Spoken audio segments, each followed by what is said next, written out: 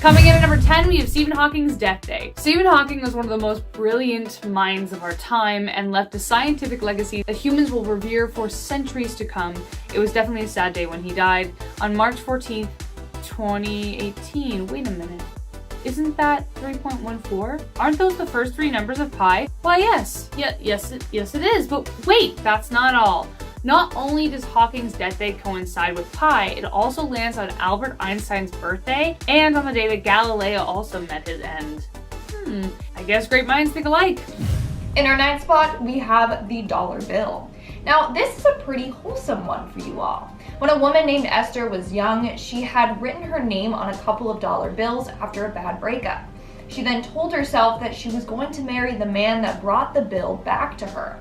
Well, years later, she was dating a man named Paul Gratchen. The day he asked Esther to be his girlfriend, they were at a sandwich shop. As he was paying for the meal, he got handed a dollar bill with the name Esther written on it.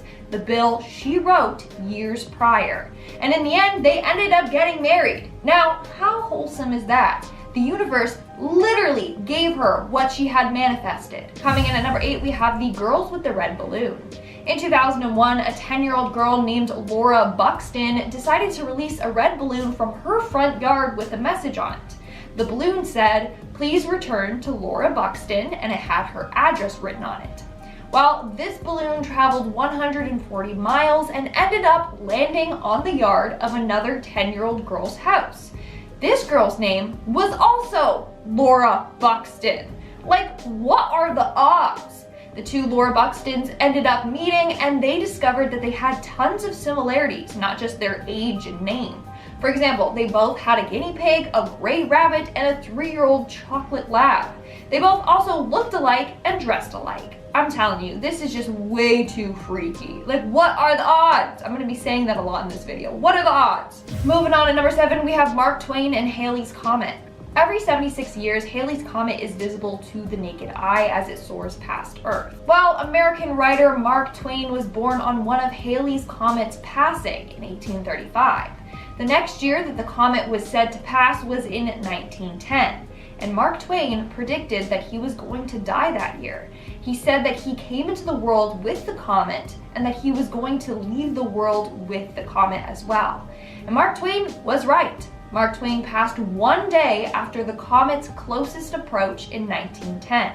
So not only did Mark Twain predict his own death, but his birth and death both seamlessly lined up with Haley's Comet. How freaky. In our 6th spot, we have Violet Jessup. Violet Jessup has been named the luckiest woman as well as the unluckiest woman. She also has been given the name Miss Unsinkable, and I'll explain how she got those nicknames in just a second. So Violet was a stewardess and nurse who was on board 3 big sister ships when disaster struck each of them. It started with the HMS Olympic. She was on board the ship when it collided with the HMS Hawk. Then she was on the HMHS Britannic when it struck a mine at sea. And lastly, she was on board the Titanic, and she managed to escape all 3 of these disasters. At this point, she probably was cursed, and after the first accident, she shouldn't have gotten back on any ships ever again. So that's why she's been given the name the luckiest, unluckiest woman to live. She's been lucky to survive all the accidents, but unlucky that they kept happening to her. We're now at our 5th and halfway mark with Daniel du Toit. The irony behind this next story is mind-blowing. So Daniel du Toit was a South African astronomer. Over his life, he discovered and co-discovered several comets.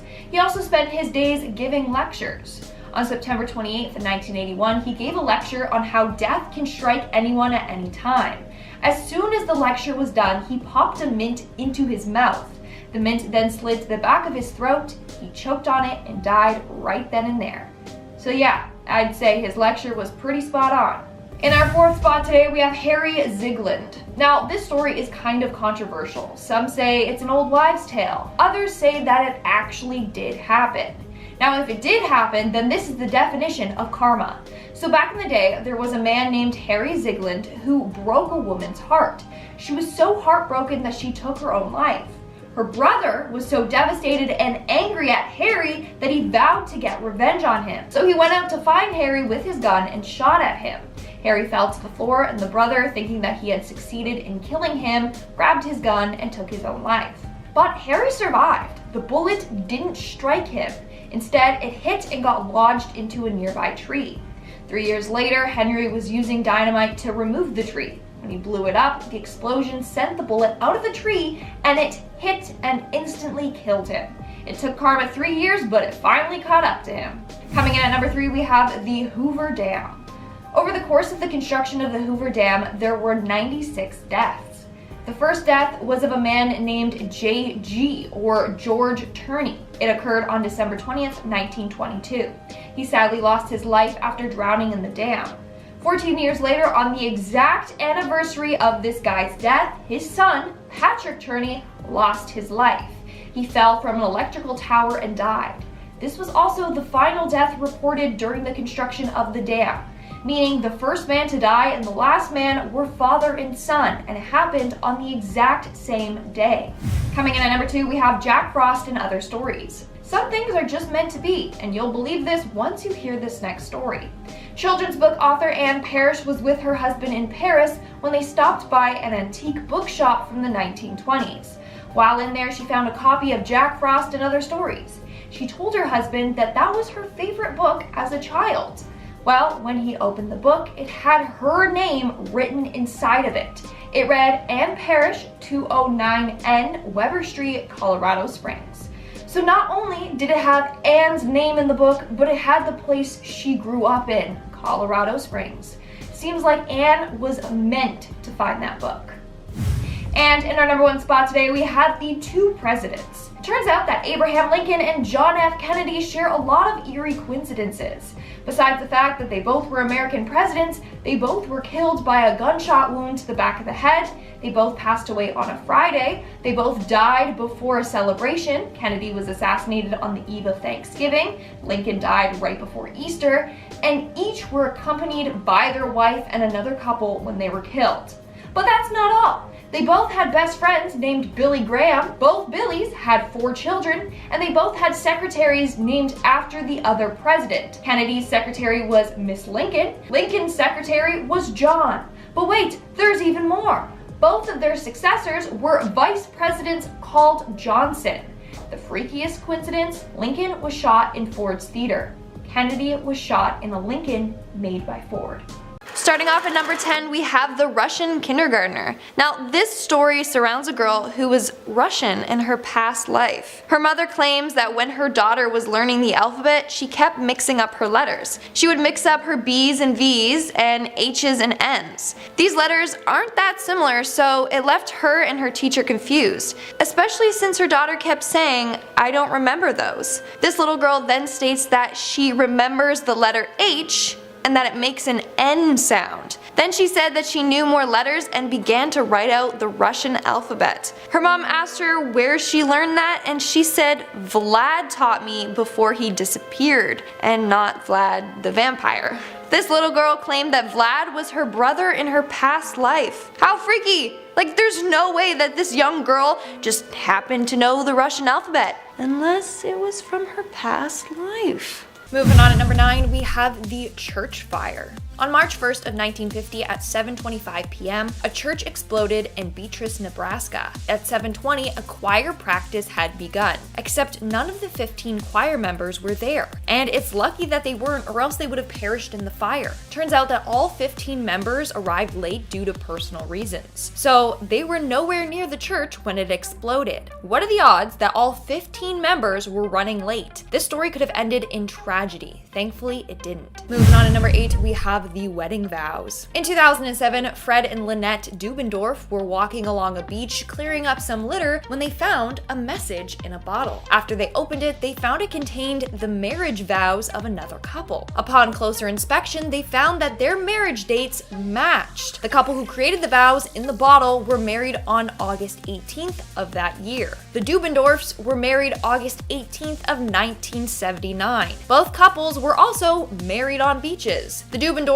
were in complete shock and actually reached out to the other couple. Thankfully, the couple left their address in the bottle. Both couples now believe that their marriages were meant to be, especially Matt and Melody, the couple that wrote the vows in a bottle, who had several failed marriages before finding each other. They were skeptical about getting married again, but this to them is a sign that it was meant to be. Moving on to number 7, we have Edgar Allan Poe. This is one of the freakiest coincidences I have ever read about. So in 1838, Edgar Allan Poe wrote his only complete novel. It was called The Narrative of Arthur Gordon Pym of Nantucket. The book was about Arthur Pym, who goes on a nautical adventure. He hops on a boat as a stowaway and hides out there. But while aboard the ship, a mutiny occurs and a number of crew members lose their life. There's only 4 members aboard the ship now. One of the men was named Richard Parker. They kept him alive to help them control the ship. However, they encountered a terrible storm and things went south. The remaining 4 people on board are struggling to find food. So Richard was like, let's draw straws. Whoever gets the shortest straw will be killed and the others can eat them.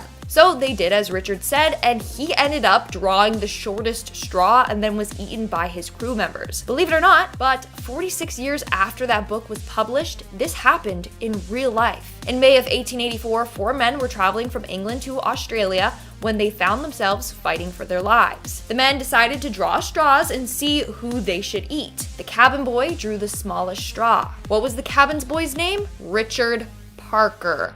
The same name as the guy who got eaten in the book. What are the odds of that? Is Edgar Allan Poe a psychic, or did he write history, or both? Moving on to number 6, we have Redbox. This story comes from Matinee25 on Reddit. A couple of years ago, her and her friend went to Redbox to see if they could rent the movie Tron. For those of you who don't know what Redbox is, basically it's an American video rental company that has these little kiosks you can go to and pick what movie you want, and then you can rent it and you'll get the DVD. So they went there, but they found out that they didn't have Tron. So they were like, okay, screw it, let's just rent another movie. Well, when they opened up the DVD case, turns out that inside was the movie Tron. Someone had put it back in the wrong case. But what are the odds? Because that's the movie that they wanted to see in the first place. Like, out of all the DVDs they could have gotten, they got the one with the switched disc. We are now at our 5th and halfway mark with the lucky numbers. So this story comes from Yamletef on Reddit. According to them, they were working as a call center operator when they asked the caller for her birthday. The caller said it was April 20th, which was the same birthday as the operator. When the next caller rang in, their birthday was April 27th, which was the same birthday as the operator's brothers. So at this point, the operator was like, okay, what is going on? And then the caller told her that maybe it's a sign and that she should go play the lottery with those dates. And that night, she went to the grocery store, played with those numbers, and ended up winning. It was only $380, but still, that's better than nothing. What are the odds that the winning numbers correlated to the caller's birthdays? In our 4th spot, we have the birthdays. According to a woman named Carrie Lee Simmons, her and her best friend share a number of eerie similarities. First, they both have the same birthdays. Not only that, but turns out that they were born in the same hospital, and their mothers shared the same recovery room. Keep in mind that their mothers were complete strangers. Then, 17 years later, the two connected and became best friends. When they found out that they were practically born beside each other, they completely freaked out. That's how you know that friendship is meant to be. In our 3rd spot, we have the sign. This next story is from Reddit user EricFP23. So the day in which her grandfather died, her mother had been sitting in bed next to him, comforting him. Before he passed, she whispered to him, "Tell Richie I say hi." Richie was her ex-husband who had passed away a couple years earlier. A couple of days after her grandfather's passing, Erica and her mom were at Walgreens when all of a sudden a huge truck drove by with some writing written on the side of it. It read, "Richie says hi." I am speechless. Like, that's just goosebumps. And Erica and her mom were speechless too. It's either just a super eerie coincidence or Richie sent that message from the grave. Moving on to number 2, we have the taxi driver. I'm sorry, but this one is a little depressing compared to the other stories on today's list. In 1974, a man was riding his moped scooter in Bermuda when he was struck and killed by a taxi. 1 year later, his twin brother was riding the exact same scooter when he was struck and killed by a taxi as well. The taxi was driven by the exact same driver who took his brother's life. So not only did the twins die the exact same way, but they had been killed by the exact same person. And in our number 1 spot today, we have the life savior. When Su Weifang of China was 50 years old, he was outside near a river by his home when he saw a boy drowning. So he jumped in and saved his life. 30 years later, he rescued another boy from the river. This boy had slipped and fell into the river and didn't know how to swim. Once again, Weifang jumped in and saved this boy's life. Well, turns out that the 2 people he saved were related. They were father and son. 30 years ago, he saved the boy's father from drowning. Then, he saved the father's son from drowning in the same river. So they believe that this man is their guardian angel. Coming in at number 10, we have that sinking feeling. How many accidents out at sea do you have to have before you realize that you should never go on a boat again? For whatever reason, there are some people who will never have a good time out on the ocean, so you might want to find a job that doesn't have anything to do with H2O. Well, Violet Jessup was working as a nurse in 1911, and she was primarily on ocean cruisers. Her first accident at sea was when the boat she was on board of crashed into another boat. Luckily, she was able to make it onto one of the lifeboats and get out without a scratch. Now, she probably thought that that was just bad luck. And what better way to circumvent bad luck than by going on a boat that was apparently unsinkable? Yes, the next year she got a job on the Titanic. Well, that stinks, and I think we all know what happened there. Again, Violet was able to make it out without a scratch. After that, you would think, I am never going on a boat again, but a girl's gotta work, so there was no slowing her down. The final incident was on board of the HMS Britannic. The boat hit a mine and was going under. This time, she wouldn't be so lucky. She was able to make it out alive, but while escaping the sinking boat on a lifeboat, the lifeboat got sucked into the moving propellers of the Britannic and Violet received a serious blow to the head. But like I said, she lived. Probably never to go out to sea again. Coming in at number 9, we have Mark Twain and Haley's Comet. They came in together, they must go out together. This was something Twain said before he died. Mark Twain was born on November 30th, 1835, which was the same year, and 2 weeks after Haley's Comet flew past. During his time on Earth, Twain was famous for such works as Tom Sawyer and The Adventures of Huckleberry Finn. And many more. He was awesome. Twain was convinced next time the Halley Comet dropped by, that would be his time to go, and he was right. On April 21st, 1910, Mark Twain met his end, which was coincidentally the day after the comet passed by once again. Coming in at number 8, The Simpsons in general. One of the longest running TV shows in history, The Simpsons are notorious for somehow predicting outrageous events, including the president of the United States was going to be Donald Trump. If you watched the episode with Donald Trump as president today, you would probably have thought it was just another comedic, satirical episode of a TV show to do at the time. But the thing is, they wrote that sucker 19 years ago. How on earth did they guess that? With the show running for over 30 years, themes occurring in the show are eventually going to happen in real life, maybe. But this? They predicted a three-eyed fish, a circus entertainer getting attacked mid-performance, even the Ebola outbreak. I think we can safely put down The Simpsons as one large coincidence considering the amount they've had. They happen so often that the questions of whether they are psychic or actually secretly controlling events, I don't know, these are just things we need to know. Like right now. These kinds of coincidences just need an explanation. Coming in at number 7, Catherine Eddowes and Mary Kelly. Jack the Ripper. That's pretty much all I need to say to get all the cold case crime fanatics interested. Are you ready? This next coincidence is a lot darker. Catherine Eddowes was one of Jack the Ripper's victims, taken only an hour after Elizabeth Stride.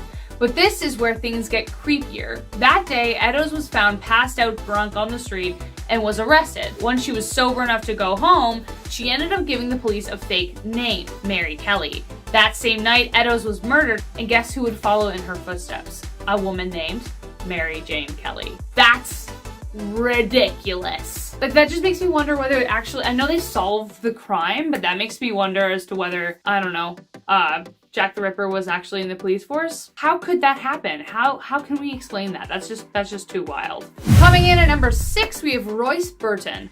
Are you ever right in the middle of telling a story when the very person you're talking about like walks into the room?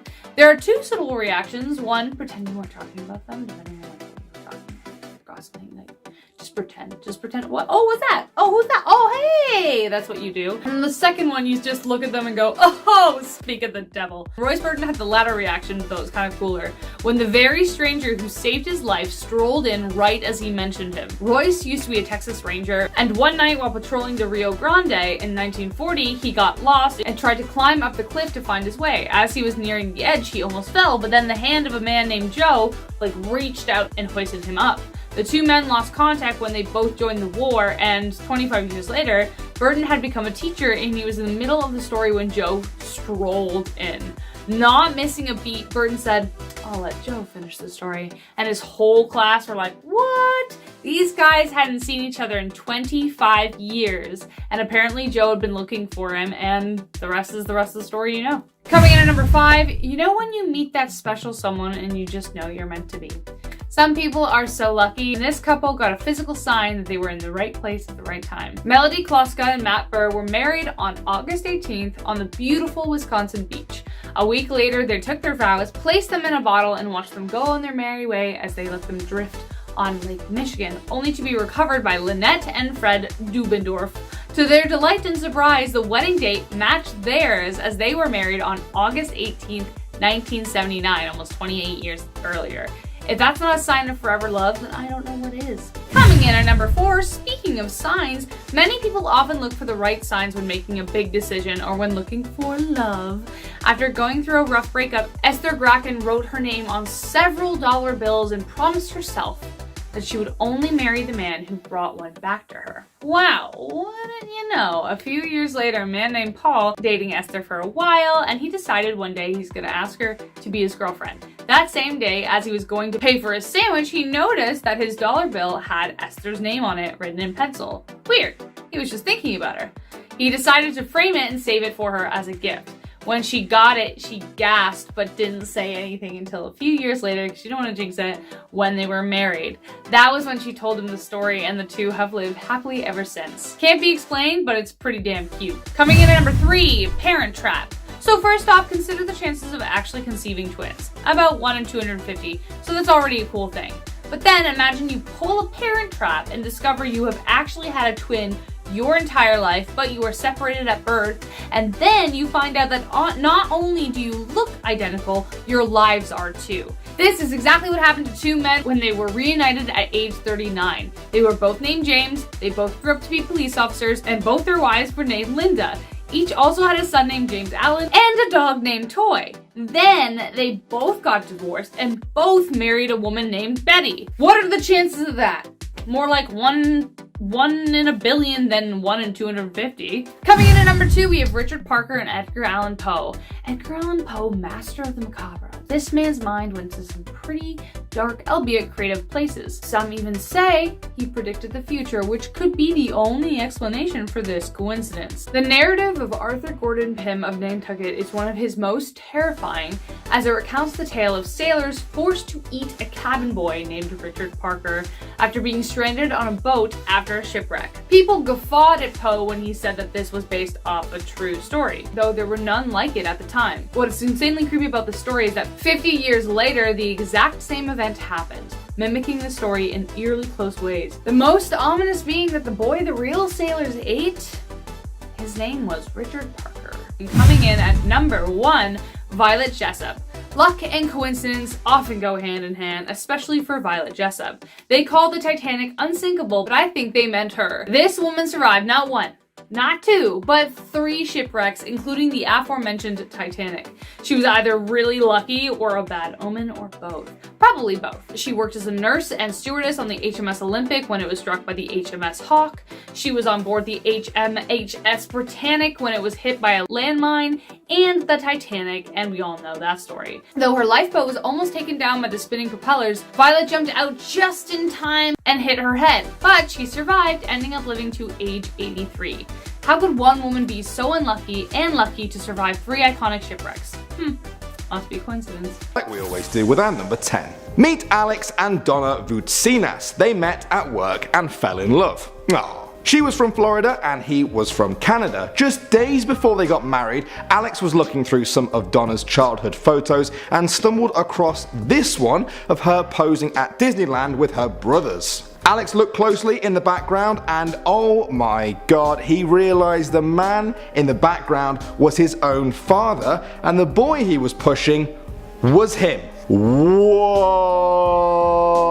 That is unbelievable. They were from different countries but somehow ended up in the same childhood picture together 20 years before they married at Disneyland as kids. Is that fate? Is that fate? I think that's fate. Coming into number 9, we have the sinking of the SMS Captain Trafalgar. Okay, so this is some mind-altering stuff, stick with me. The British Navy converted a cruise ship, the RMS Carmania, into a warship. They disguised this as an existing German passenger liner called the SMS Captain Trafalgar. This was in order for the vessel to escape detection. Now it worked, and the actual Carmania, disguised as the Trafalgar, sank a German ship. Now this ship was the actual legit real-life SMS Captain Trafalgar, which the Germans had decided to disguise as the RMS Carmania. What? Maybe wind that back and listen again if you don't get it, because it's taken me like 10 times to understand. This is a freakish coincidence. Anyway, the sinking of the German ship was a huge setback for the German war effort and impacted the way that they moved forward. 51 Germans were killed and 279 captured. Who knows what they could have achieved in the war had they not been on board. Coming into number 8, Seth MacFarlane and Mark Wahlberg missed their flight on 9/11. Family Guy and American Dad creator Seth MacFarlane and actor and former rapper Mark Wahlberg were both supposed to be on planes involved in the 9/11 attack. Both men were scheduled to be on American Airlines Flight 11, which is absolutely insane. Now coincidentally, MacFarlane's travel agent told him the wrong time for the flight and he was late. He missed the plane. Now this plane would have ended up being flown into the North Tower of the World Trade Center. Wahlberg made a last-minute decision to fly to Toronto for the film festival instead. If they had died that day, the world would have had no American Dad, The Cleveland Show, or any Wahlberg movies, including Ted, on which the pair collaborated together. And of course, no Wahlburgers, which is obviously a travesty. Coming into number 7, we have Tamerlane's body and Operation Barbarossa coincidence. Tamerlane was a Turco-Mongol conqueror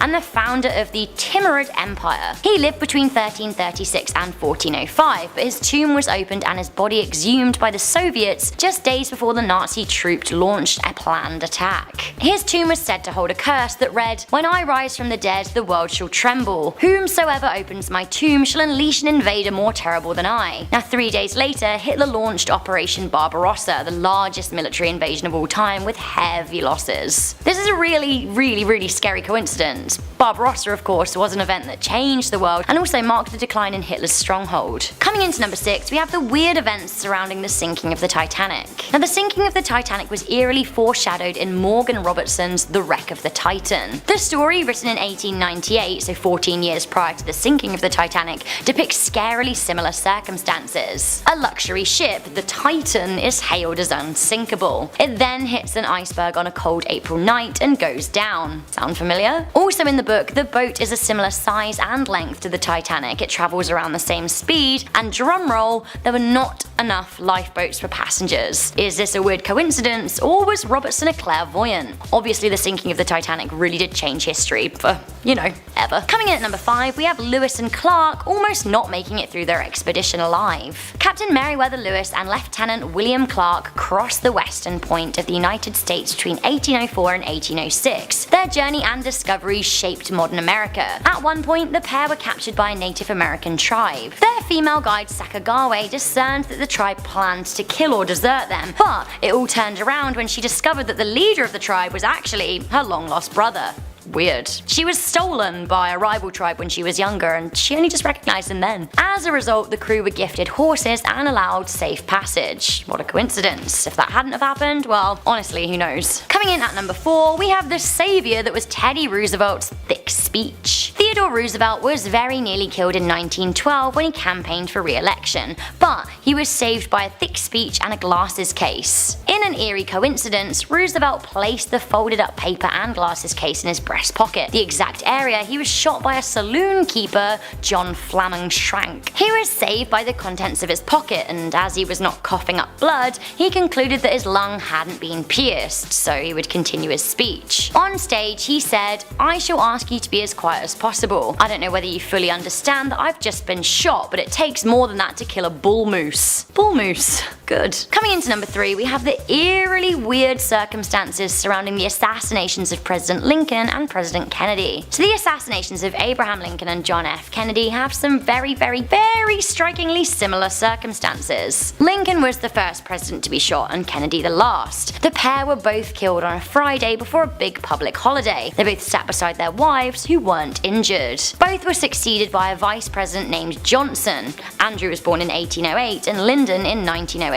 Both had 2 daughters. At both assassinations, the presidents were with another couple, the male of which were wounded. Lincoln's assassin shot him at a theatre and then fled to a warehouse, whereas Kennedy's killer fired at a warehouse then fled to a theatre. Both assassins were then killed by shooters with a cult rival. Just so many weird things. Obviously both assassinations changed history forever and who knows what was going on there. Coming into number 2, we have the 3 cigars that created America. Having grown up in the United Kingdom, I wasn't taught a lot of the finer detail about the American Civil War, so I literally just learned about this insane world-altering coincidence while researching for this video, and I'm pretty shook. Basically in 1862, Confederate Commander Robert E. Lee drafted a war plan called Special Order 191. Now this outlined the movements of the Confederate Brigade over the next few months. This was every Confederate brigade. He gave copies of these orders to his trusted generals, including the somewhat lazy Stonewall Jackson. Jackson then gave some copies of these to his commanders, even though he probably shouldn't have, because they probably didn't have the authority to have those plans themselves. One of his commanders in turn, Daniel Harvey Hill, totally discarded his. He wrapped them around 3 cigars and then left them at a campsite when his brigade moved on. Days later, Union Scout Barton W. Mitchell found the cigars. As he was about to smoke them, he looked at the wrapping and thought that they looked actually pretty important. It was. The wrapping then ended up in the hands of General George McClellan, who recognized Robert Lee's handwriting. With the plans, the Unions were able to stage a full offensive at the Battle of Antietam. Now this was a tipping point in the Civil War that gave the North the upper hand. Finally coming into number 1, we have a truly crazy coincidence. This one turn of a corner changed the world forever. That's right, we have Franz Ferdinand getting shot. The spark that ignited World War I was a total coincidence. Scary really how the peace of Europe hung in the balance with such fragility. Basically what happened here was that Austro-Hungarian leader Archduke Franz Ferdinand escaped an initial assassination attempt while he was in Sarajevo. A bomb was thrown under his motorcade by the Serbian Black Hand Gang. Luckily, or so he thought, Ferdinand survived,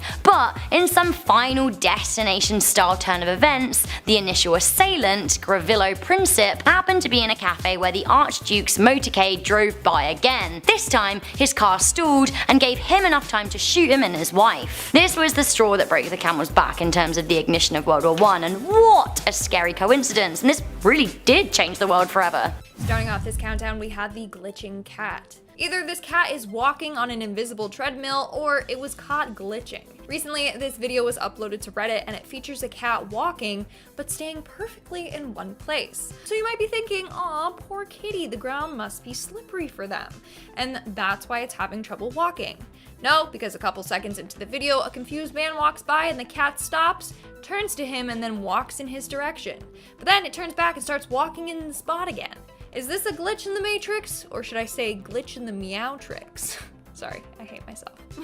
Coming in at number 9, we have There's My Wife. When do you think you're gonna meet your soulmate? Well, for some of us it's never gonna happen, so stop waiting and start getting really good at Call of Duty or something, because it's going to be a lonely existence. But for some other people, they might have already met the person that they're going to spend the rest of their life with, but they just don't know it yet. This was the very situation that happened to Amy Maiden and Nick Wheeler. The two of them are married now, but right before they were set to elope, they decided that they would go through some old family photos. Most of them were probably a nice hit of nostalgia, as most family photos are, but there was one that was particularly interesting. There was one of Nick on a summer vacation with his family when he was a kid. He was on the beach with his brothers and sisters, and in the background of the photo is Amy. What the hell? How is this possible? Is one of them a time traveler who was sent back in time to rewrite history by falling in love with the other? Well, no, it wasn't that sinister. Actually, Nick's family was on vacation in the town where Amy grew up,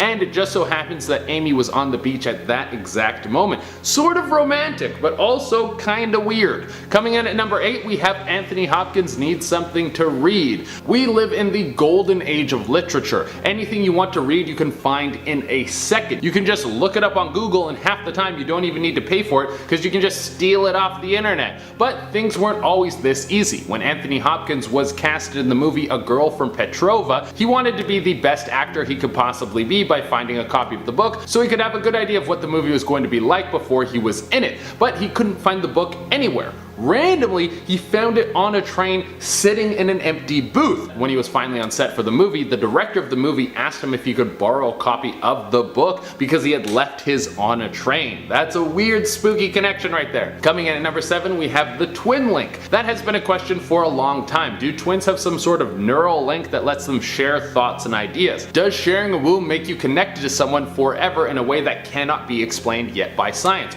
Well, no matter what your opinion is on this story is very strange. James Lewis and James Springer had a very strange thing happen to them when they were 39 years old. They found out that they had been separated at birth and were twins. Their mother gave up the two babies and they ended up in different homes. The weird thing is they both ended up with the name James. Then later in life they both became police officers. Both of their second wives were named Betty. Both of them had a son who they also named James, and they both had a dog named Toy. Now in the infinite universe, maybe this is just par for the course, and there's nothing going on here other than a roll of the die hitting the same number over and over. Or maybe twins are actually connected through some sort of psychic force. Coming in at number 6, we have My Buddy Umberto. Alright, this one is super freaky and I'll give you the whole story, but for it we have to travel back to the year 1900 on the day of July 28th. This was the day before the King of Italy, Umberto I, was assassinated. I would never want to be king because it seems like everyone is just trying to kill you all the time. Well, on this day Umberto went to a restaurant to hang out and get a little food, and he met a dude who looked just like him. He went up and talked to this guy, and it turns out that this guy was born on the same day as him,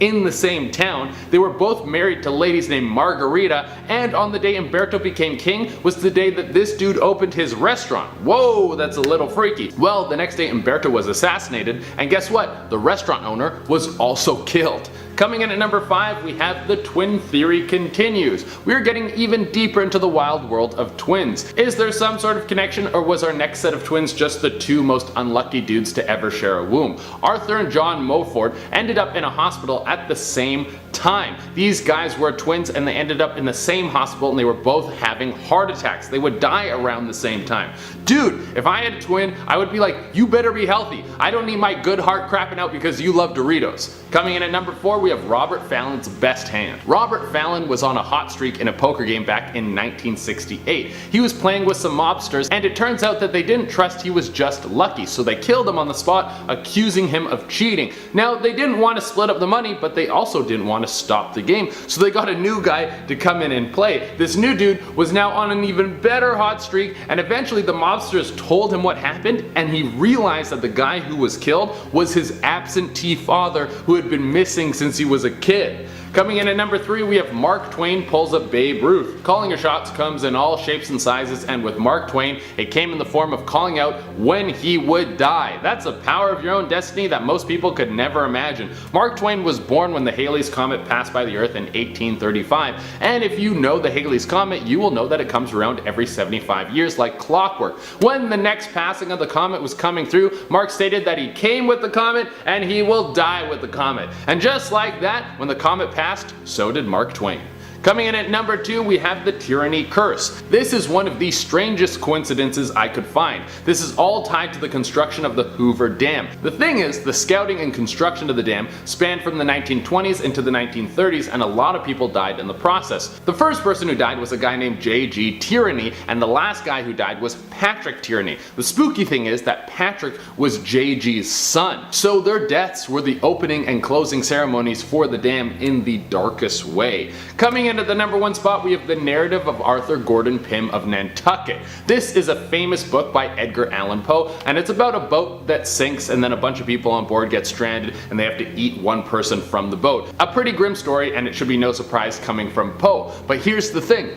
46 years after this book came out, a boat by the same name went down and the people on board got stranded and they were forced to eat someone on board who is named Richard Parker. Now the crazy thing about this is the person who got eaten in EAP's book was also named Richard Parker. Yeah, that's kind of freaky. Coming in at number 10, we have that sinking feeling. How many accidents out at sea do you have before you realize that you should never go on a boat again? For whatever reason, there are some people who will never have a good time out on the ocean, so you might want to find a job that doesn't have anything to do with H2O. Well, Violet Jessup was working as a nurse in 1911, and she was primarily on ocean cruisers. Her first accident at sea was when the boat she was on board of crashed into another boat. Luckily, she was able to make it onto one of the lifeboats and get out without a scratch. Now, she probably thought that that was just bad luck, and what better way to circumvent bad luck than by going on a boat that was apparently unsinkable? Yes, the next year she got a job on the Titanic. Well, that stinks, and I think we all know what happened there. Again, Violet was able to make it out without a scratch. After that, you would think, I am never going on a boat again, but a girl's gotta work, so there was no slowing her down. The final incident was on board of the HMS Britannic. The boat hit a mine and was going under. This time, she wouldn't be so lucky. She was able to make it out alive, but while escaping the sinking boat on a lifeboat, the lifeboat got sucked into the moving propellers of the Britannic and Violet received a serious blow to the head. But like I said, she lived. Probably never to go out to sea again. At number 9, we have the daughter who just wants to go home. This mother claims that when her daughter was young, she kept begging her mom to take her home. When she asked where her home was, she said that she used to live near the water with her other family. That was until one day she passed away. She would even draw pictures of her past home and retell memories of her watching the waves. She also refers to her mom as Pa and wants to go back home to her other mahi. Moving on to number 8, we have The Boy and the Scottish Pub. Just like the title suggests, this story takes place in a pub in Scotland. When a 4-year-old and his family stopped at a pub in a small village in Cairngorms, the little boy recognized the pub immediately and said, "My favorite place." The boy was able to direct his dad to the bathroom in the pub, which was said to be hidden behind a wall and not even labeled. Then the little boy kept saying how much he loved this pub and sitting beside the fire. But there was no fireplace, but the boy insisted that there used to be one against a certain wall. Then he continued to talk about more details of the pub and about the owner and his friend Fred. Bar staff then said that his claims were correct. Fred was the owner there, but passed away 10 years ago. Okay, wow. Either this kid has been sneaking out and partying it up at this pub, or he truly did go there in his past life. Moving on to number 7, we have the boy who is his own grandfather. Yeah, you heard me correctly. This boy claims to be the reincarnation of his grandfather. A year before Gus Taylor was born, his grandfather had passed away. However, when the baby was 18 months, he started referring to himself as his own grandfather, Grandpa Augie. When he was 4, he could point out his grandpa in photographs despite never even seeing him before. Gus would also talk about his sister. Now, the grandfather's sister had been murdered and they always kept that from Gus, but somehow he already knew this detail and would continuously talk about his past sister. Creepy. And also super confusing. So the grandfather was the dad to Gus's mom, but his mom gave birth to her dad, the grandfather? That's so weird. Next up at number 6 we have Cameron McCouley. Now there is a short little documentary on Cameron in case you are wondering and want to check it out as well. So basically when Cameron was 2 years old, he kept saying that he had another life on a remote island called Barra. Now Cameron was from Glasgow, but Barra is an hour flight away, approximately 220 miles from Glasgow. For 3 years, Cameron kept talking about his family in Barra. He said he had brothers and sisters and even had a black and white sheepdog. He said he remembers living in a white house near the beach and remembers planes landing nearby. He even remembers the view outside from his house's window. Cameron began missing his family so much that he would become super upset. That's when they ended up going to Barra to find his home. When they did find his home, it had the same view that Cameron described and was apparently even home to the same dog. However, Cameron said he had a father named Shane Robertson that passed away from getting hit in a car. This is the one thing that doesn't check out. Apparently there was never a Shane Robertson that lived there, so who's Shane? Honestly, maybe it was his father from like 2 lives ago. Who even knows? We are now at our halfway mark with Shanti Devi. Shanti Devi was born in 1926 in India. When she was 4 years old, she started making claims about her real name, her other family, and her past life. Apparently, she told her parents that she lived 145 kilometers away in a place called Mathura with her husband Kedar Nath.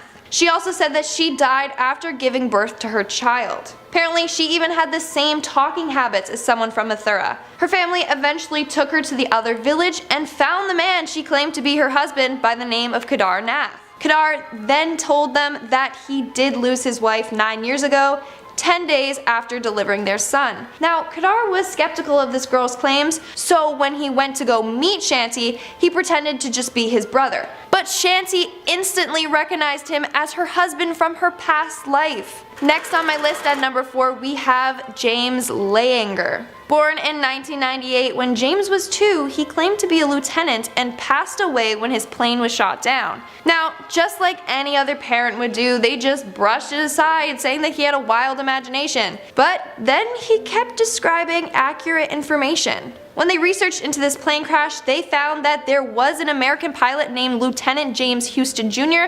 who passed away in 1945 towards the end of World War II. First off, what are the odds that he gets reincarnated and his parents literally picked the same name? Now, the boy continued to talk about his ship, the Natoma, which was also true. He would also have reoccurring nightmares about an airplane crash. His parents then met Lieutenant James's crew, who are all old by now, but they confirmed the details that James mentioned, saying that they were all accurate and only the lieutenant and the crew could have known some of the details. Coming in at number 3, we have Edward Austrian. Edward Austrian was 4 years old when he claimed that he was a soldier from World War I. He kept saying that he passed away after taking a bullet to the throat. In fact, Edward continuously would get sore throats and would say that his shot wound was hurting. Doctors couldn't even explain why he was constantly getting these sore throats, and in fact, he even developed a cyst in his throat at one point. Eventually, the cyst mysteriously went away on its own after Edward started talking more about his past life. He claims that he was a soldier named James that was 18 years old. He has vivid memories from his past life that he would share with his family. One day he said, and I quote, "We were walking along through the mud. It was damp, it was cold. My rifle is heavy. I remember looking out and seeing trees, and then there was desolation. I heard a shot come from behind. It went through someone else, hit me square in the back of the neck, and I felt my throat fill with blood." There's no way a 4-year-old could have made up those details, especially since his parents claim that they've never let him watch any soldier or war-related movies or shows. Next up at number 2, we have the boy from Thailand. Chennai was 3 years old when he started having memories of his past life. This 3-year-old boy remembers being a teacher named Bua Kai. He talked about his previous family, wife, and children. He said that he passed away after being shot in the head while walking to school. What's freaky is that this boy has 2 birthmarks on his face. One on the back of his head and one above his left eye. Those are the exact spots where the bullet entered and exited Buakai's head. Now, people believe that birthmarks tell some sort of story from our past lives. In this case, it symbolizes how he was killed in his past. Now, Buakai was a real person that passed away about 5 years before Chennai was born. Coming in at number 1, we have the boy who solved his own murder. When a boy in Syria Golan Heights was 3, he began saying that he had been murdered in his past life. The boy said that he was killed by getting an axe to his head. This boy even had a long red birthmark on his head. In this boy's case, the birthmark also showed the way that he passed away. Now, it turns out that this boy's story checked out. They took him to the village that he said he once lived in, and even showed his family where his body was buried. When they unearthed his body, they found a boy's skeleton with an axe wound in the skeleton's skull. Like, there's no way that a kid could have just known where a body was buried by coincidence. But it doesn't stop there. The kid also remembered who the killer was and his full name. They then confronted him and he eventually admitted to the crime. Starting off this countdown, we have Jean-Marie Dubry. On February 13th, 1746, a French man named Jean-Marie was executed for the murder of his father. Hundreds of years later, on the exact same day, a man named Jean-Marie Dubry was also sentenced to death. He had also taken the life of his father. So what are the odds that two unrelated people with the same name both killed their fathers and then got executed on the same day? Like, that is just way too freaky. Moving on to number 9, we have The Fight. A video of Mike Tyson's fight from 1995 went viral online for containing supposed proof of a time traveler. In the background of the video, you can see a man who appears to be recording or taking photos of the fight on an iPhone or another modern camera phone. The fight was in 1995 and camera phones were not sold until the 2000s. As a result, many people are convinced that the man in the audience is a time traveler, who I guess is a fan of Mike Tyson. What also tripped people out is the fact that the main cameras used in the 90s were the ones with the lenses in the middle. This camera is clearly lacking that. However, others believe that the man is not a time traveler and in fact was just taking a photo on a camera known as the Casio QV10A. Even though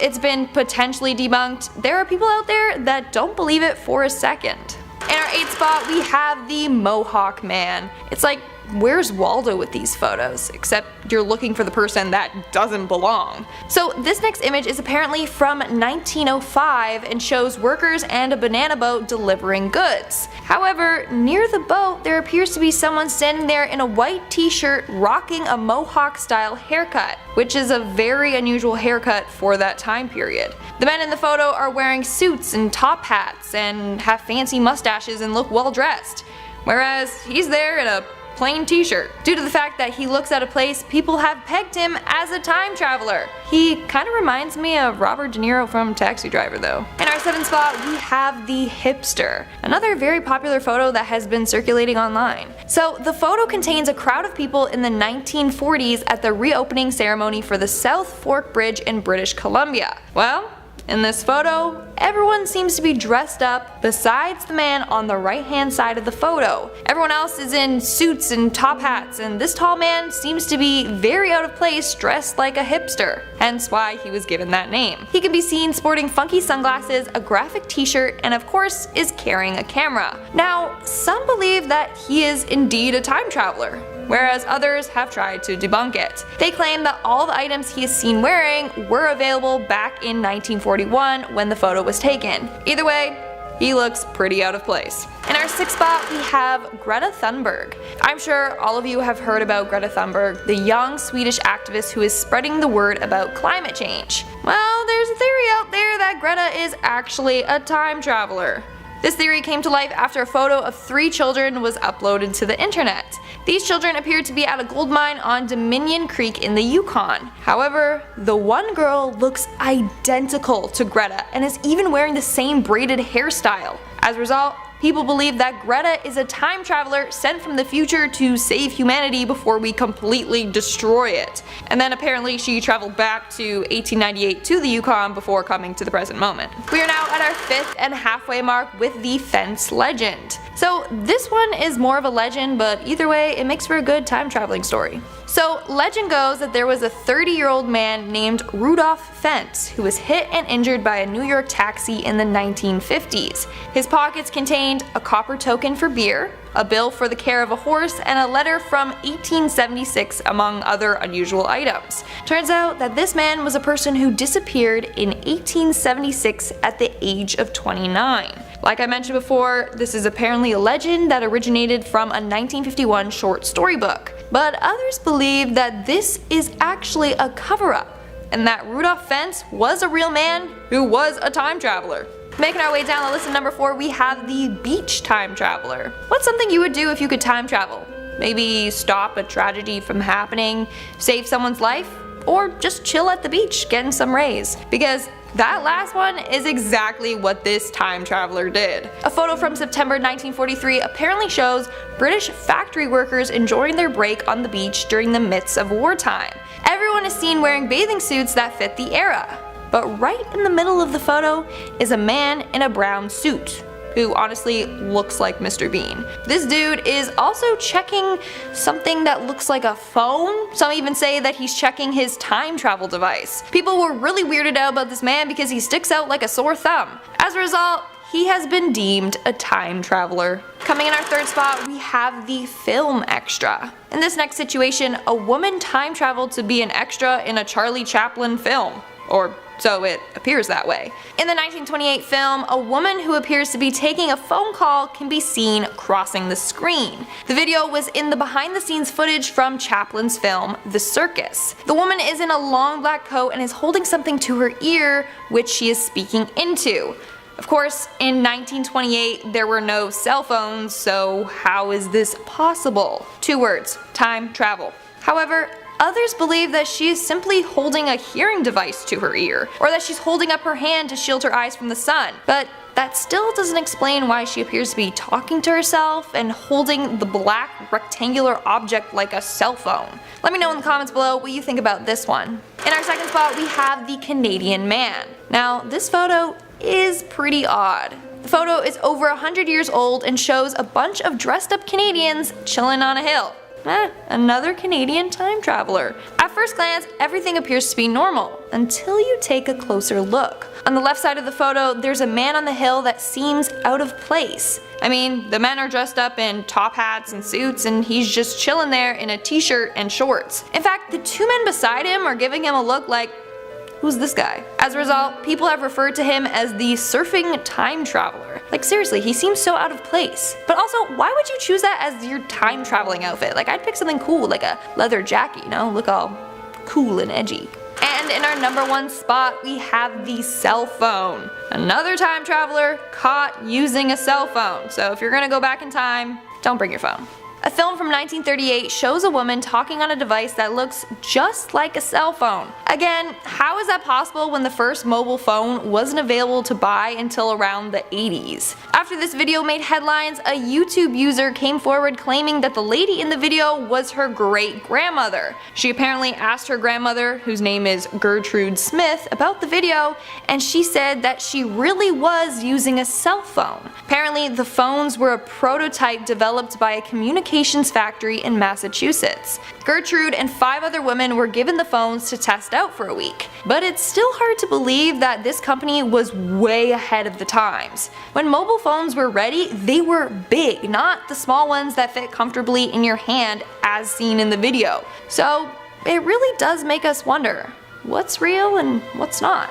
Honestly, it seems hard to believe, and Gertrude Smith seems like a made-up name. And it was never even confirmed if what this user said was true. So it may just be that time travel is real and Gertrude was not too sly and got caught in action. In our number 10 spot today, we have the man who survived 2 atomic. If you went to history class in high school, then you probably will remember hearing about the 2 atomic that the US dropped on the 2 Japanese cities of Hiroshima and Nagasaki in 1945. 90,000 people were killed due to the blasts and the radiation. But in 2009, the Japanese government confirmed that a man was in both of these cities during their and he survived both of them. Come again? Yes, a man named Tajumu Yamaguchi was on a business trip in Hiroshima on August 6th when he looked up at the sky and saw the B-29 and it dropped 2 parachutes. Before he knew it, he saw a great flash in the sky and he was blasted by the impact. By August 9, he was back home in Nagasaki recovering from the incident, only to endure it again. Even though you would probably think that he might not have lived long due to the radiation exposure, he actually lived to 93 and passed away in 2010. That's an insane story that makes you think out of 90,000 deaths this man survived, he must have had a higher purpose. Coming in at number 9, we have the story of a 70-year-old man from Finland. In 2002, he was riding his bike in a snowstorm in the town of Rahe when he was sadly hit and killed by a truck. It was a tragic and rare occurrence, but just 2 hours later, another man was hit and killed by a truck while cycling less than a mile down the road. That man was his twin brother. Police said it was unlikely that the second twin had even heard about his brother's death before he died the exact same way. The first officer on the scene said that when she heard the 70-year-olds were twin brothers, it made the hair on her back stand on end. Blah, creepy. Next up at number 8, Dr. Peter Scott was the co-founder of the Loch Ness Phenomena Investigation Bureau. Their aim was to identify the legendary creature known as the Loch Ness Monster. Now, Dr. Peter Scott wanted to make sure that whatever was lurking beneath the waters there could be protected as an endangered species, but first he needed to give it a proper Latin name for it to be registered. He called it this, Nessitaris rhombopteryx. Now, the word came from ancient Greek and mean the monster of Ness with the diamond-shaped fin. But not long after this announcement, a journalist with a bit too much time on their hands, I think, decided to unscramble the letters, and they realized they were a perfect anagram of the phrase monster hoax by Sir Peter S. What? That's pretty mental, right? Come on. Can anyone explain that? Can any of you guys explain that? I don't care about all the Nessie pictures out there. You don't need to explain that. Just explain this one for me. Next up at number 7, we have the incredible story of the Jim twins. In 1940, twin boys were separated at birth in Ohio and adopted by separate families. When they finally tracked each other down at the age of 37, they found out that they had both been named Jim. But oh, the weirdness was just getting started. Jim and Jim both had childhood dogs that they named Toy. When they grew up, they both married women called Linda. They both then divorced their respective Lindas and remarried women who were both called Betty. They both had a son who they have both named James Allen. They both got tension headaches, smoked the same brand of cigarettes, drove the same model of car, and went to the same part of Florida for their vacation, and the list goes on. I think they're both wondering why the other one had to copy them so hard. Like, dude, can you just get your own life, Jim, and stop copying mine, Jim? Number 6. In 1975, the Royal Gazette paper of Bermuda reported that a man called Erskine Ebbin had been hit and killed by a taxi as he drove his moped. What was crazy about this though was that Erskine's brother had died a year before too. He was killed on the exact same moped. He was hit by the exact same taxi with the exact same taxi driver, and here's the real kicker, he was carrying the exact same passenger in the back both times. Whoa! I'm personally surprised the police didn't arrest that passenger because he might have been some sort of like genius murderer who kills his victims with like taxis. Next up at number 5, we're going back to Detroit in 1937 where a street sweeper named Joseph Figlock was out, sweeping the streets when a baby fell out of the sky and hit him on the head and shoulder.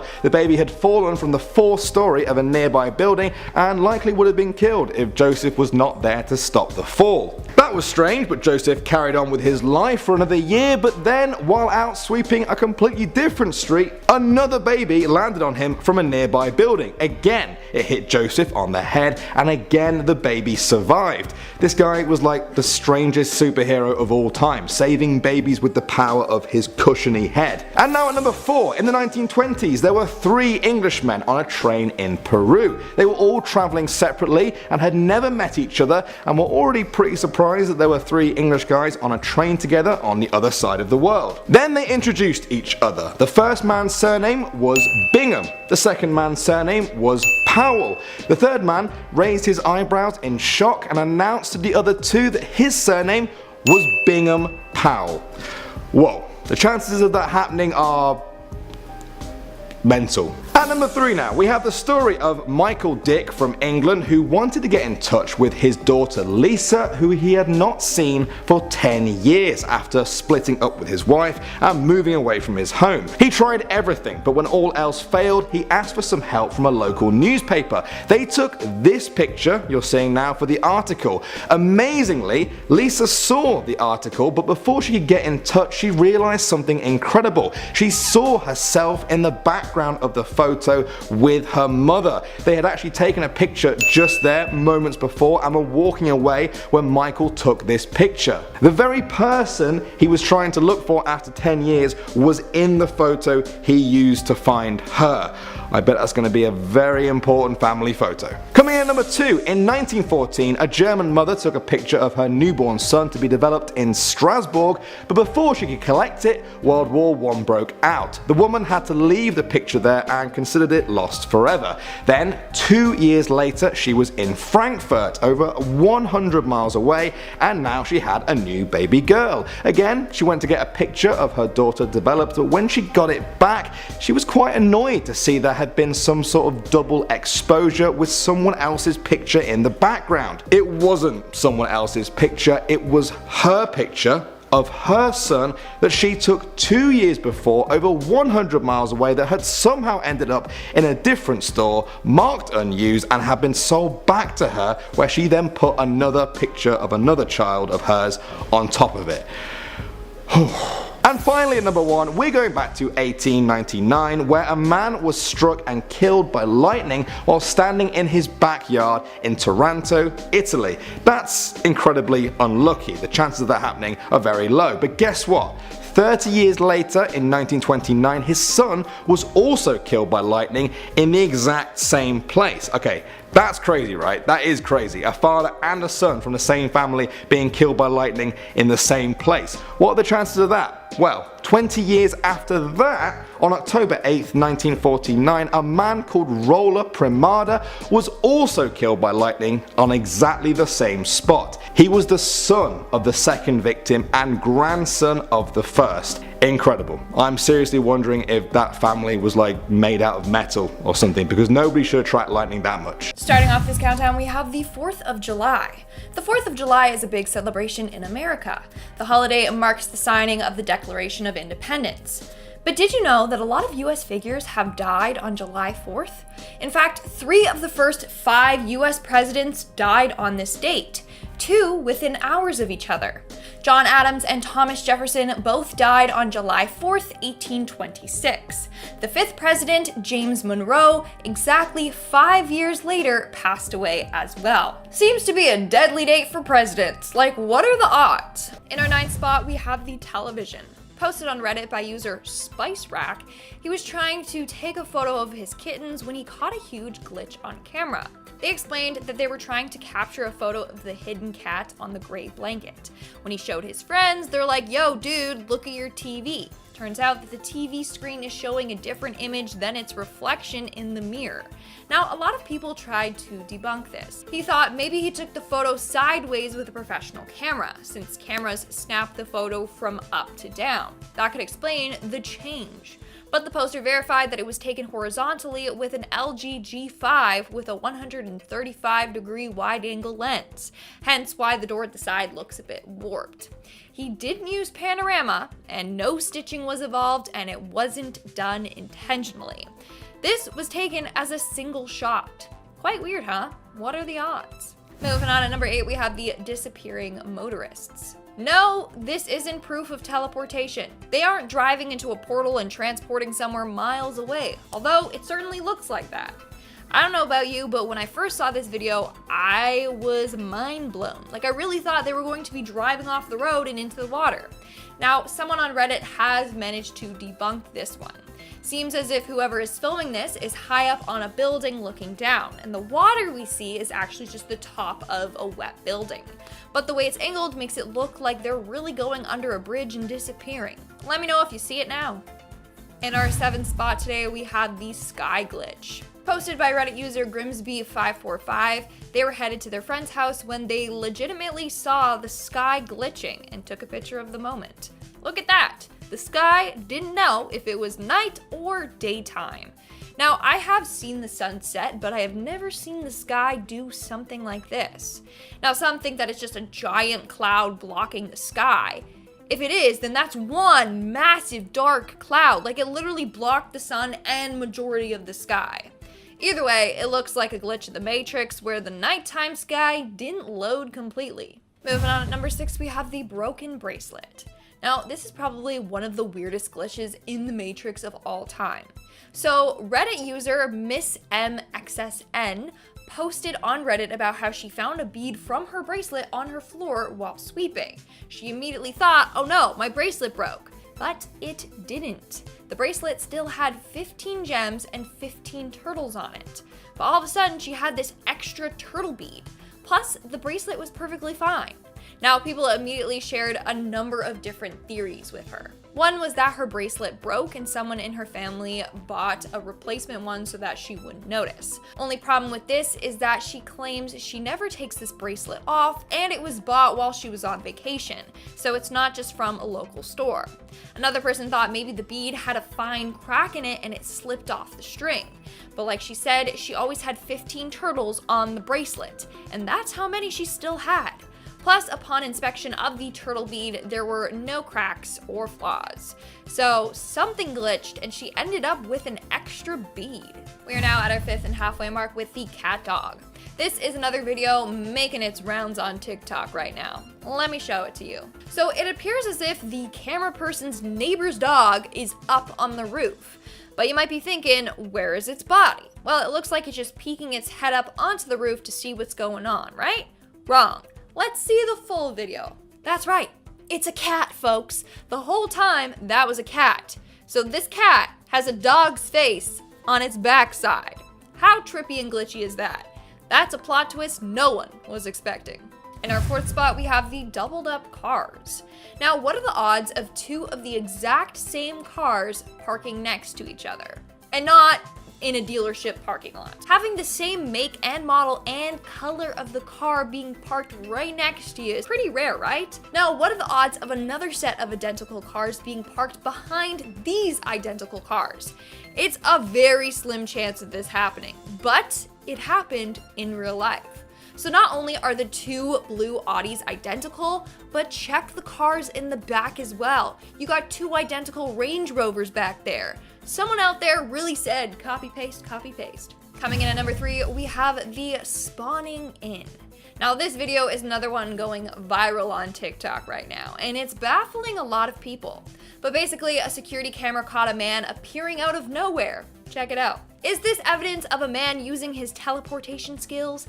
How on earth did he just spawn out of nowhere? Now, of course, he could have been hanging out of the side of the van, or he jumped out while the van was still in motion. But if that was me and I jumped off of a moving van, I would have been like, whoa, you know, try and get my balance. But this guy was standing still, not off balance or anything. So let me know what you think. Did he jump out of a moving van and stick his landing? Or is he a teleporter? Or both? Coming in at number 2, we have the triplets. Bus passengers were shocked when they got on a bus and saw 3 identical looking men sitting in a straight line and all asleep. These men are complete strangers, yet they somehow all got on the same bus, all sat behind each other, and all decided to take a wee snooze. I just can't get over the fact that these men aren't related. Like, the first 2 could definitely pass as twins.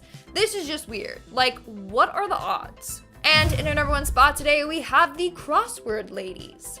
If you thought that last picture was crazy, wait until you take a look at this one. These ladies are complete strangers, yet they look like twins and they're both dressed identically. They both are rocking some black pants with the exact same patterned blouse. They have glasses on their face and they both have a pair of dark sunglasses on the top of their head. Not only that, but they both have a love for crosswords as they are both doing one. Like, someone will look at this photo and think that it was set up, but no, these women are complete strangers. Again, literally somebody said, copy paste. Starting off this countdown, we have the Adidas shoes. Now, this is a famous case of supposed time travel. A couple of years ago, an ancient mummy was unearthed in Mongolia. Nothing was too off about the mummy, besides the fact that she wore shoes that looked like Adidas trainers. The shoes had red and black stripes on it. I personally don't see the resemblance with the shoes, but others are convinced that this body belongs to a time traveler. Upon analyzing the body further, they found that it belonged to a woman who died from a blow to the head. It's theorized that this woman may have indeed have been a time traveler and was killed after her identity was leaked. What else could explain the fact that this woman was found wearing Adidas? Just a little tip, if you're going time traveling, don't wear Nike or Adidas. In our ninth spot, we have Barbary Shore. Barbary Shore is a novel written by Norman Mailer. It's about a character who rents a room in a Brooklyn boarding house in order to write a novel. Then a minor character is introduced, and it's his neighbor who turns out to be a Russian spy. Well, after the novel was finished, Mailer's neighbor was arrested for being a Russian spy and hiding out in his apartment, just like in the book he wrote. And he had no prior knowledge of his neighbor. Now that's freaky. In our eighth spot, we have The Omen. The Omen is a 1976 horror movie that caused a number of real-life tragedies. As a result, it's been called a real-life horror movie or a cursed one. A number of the cast members got into horrific accidents. For example, special effects consultant John Richardson got into a crash, and his assistant Liz Moore was cut in half during an accident, similar to the death of a character in the actual film. That's not all. The screenwriter and executive producer were both on different planes that got struck by lightning on different occasions. It's just wild how so many cast and crew members experienced tragedy after working on the film.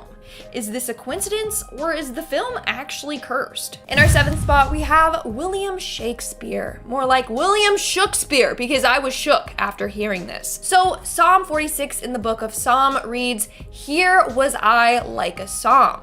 The freaky part is that this is an anagram for William Shakespeare. Arrange the letters and it spells his name. But wait, it gets weirder. The 46th word in Psalm 46 in the King James Bible is shake, and the 46th word from the end is spear. And how old was William Shakespeare when the King James Bible was first completed? He was 46 years old. So someone explain this to me. Please go ahead. Try and explain this. Coming in at number 6, we have the Jim twins. In 1940, a set of twins were put up for adoption when they were only 3 weeks old. They both ended up getting adopted by different parents, so they got separated. They were raised differently, however, both lived near identical lives. First off, we got their names. Both adoptive parents named their son James, but the boys wanted to be called Jim. So you got Jim Lewis and Jim Springer. Keep in mind, they lived separately and had no contact with each other. Gets weirder. Both Jims had a dog. They both named the dog the same. They named it Toy.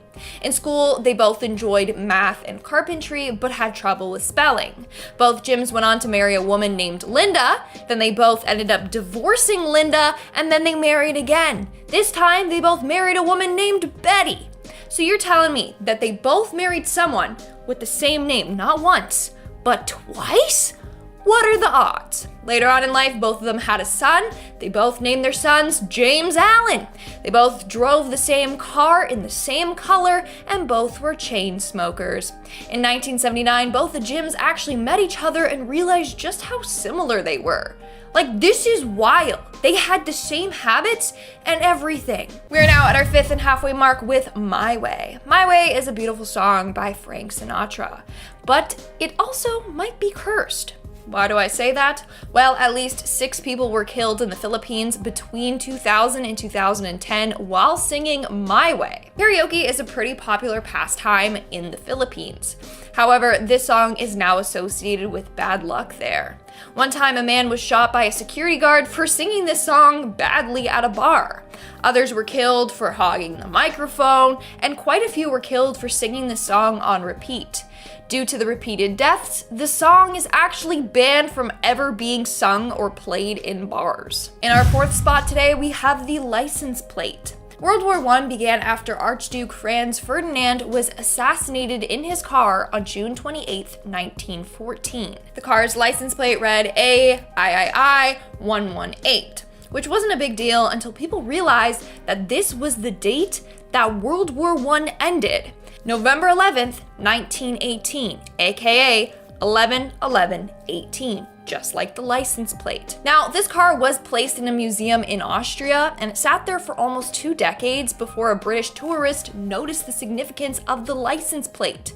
So literally, World War I started and ended with this car. Coming in at number 3, we have Catherine and Mary Kelly. On November 28, 1888, a woman named Catherine Eddowes was arrested after being found drunk on the streets of London. When she was taken in by the police, she gave them a fake name. She told them her name was Mary Kelly.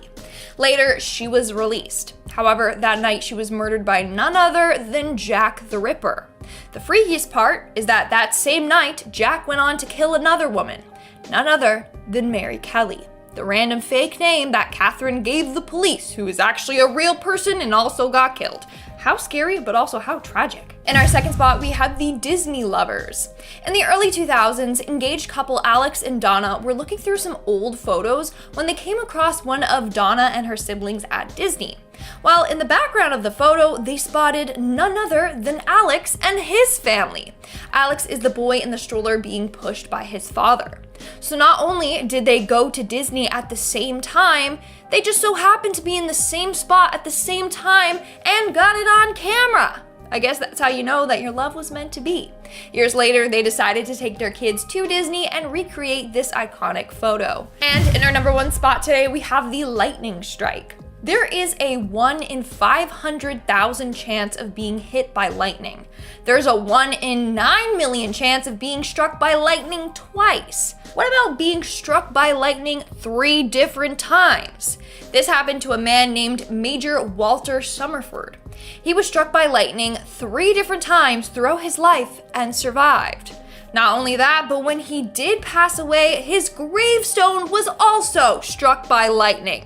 What are the odds of that? Like, did he piss off Zeus or something? At number 10, we have the Fermi paradox. This theory has some holes, but it is still very interesting, so it was a perfect way to start out this list. We live in a universe that spans an unfathomable distance and has so many planets in them, you couldn't count them even if you were really good at counting. So, some of them are much older than ours, so that means that their life would be way more advanced. So why on earth have we never heard of any of these aliens? Why have they not come out of the stars to see us? Well, this could be because we have a government that is hiding them from us, or it could be because we are in a simulated world and there's no benefit to simulating life on other planets. That could mean that the processing power and whatever we're hooked up to just isn't strong enough. We need to get a rig that is way better if we want some alien life to come in. We've got to invest in a new graphics card and stuff. Moving on at number 9, we have Twinkle Twinkle Little Star. That's right folks, our childhood nursery rhyme is much darker than you thought. So if you play the line, Twinkle Twinkle Little Star, how I wonder what you are, backwards, it sounds like I wish there was no Allah.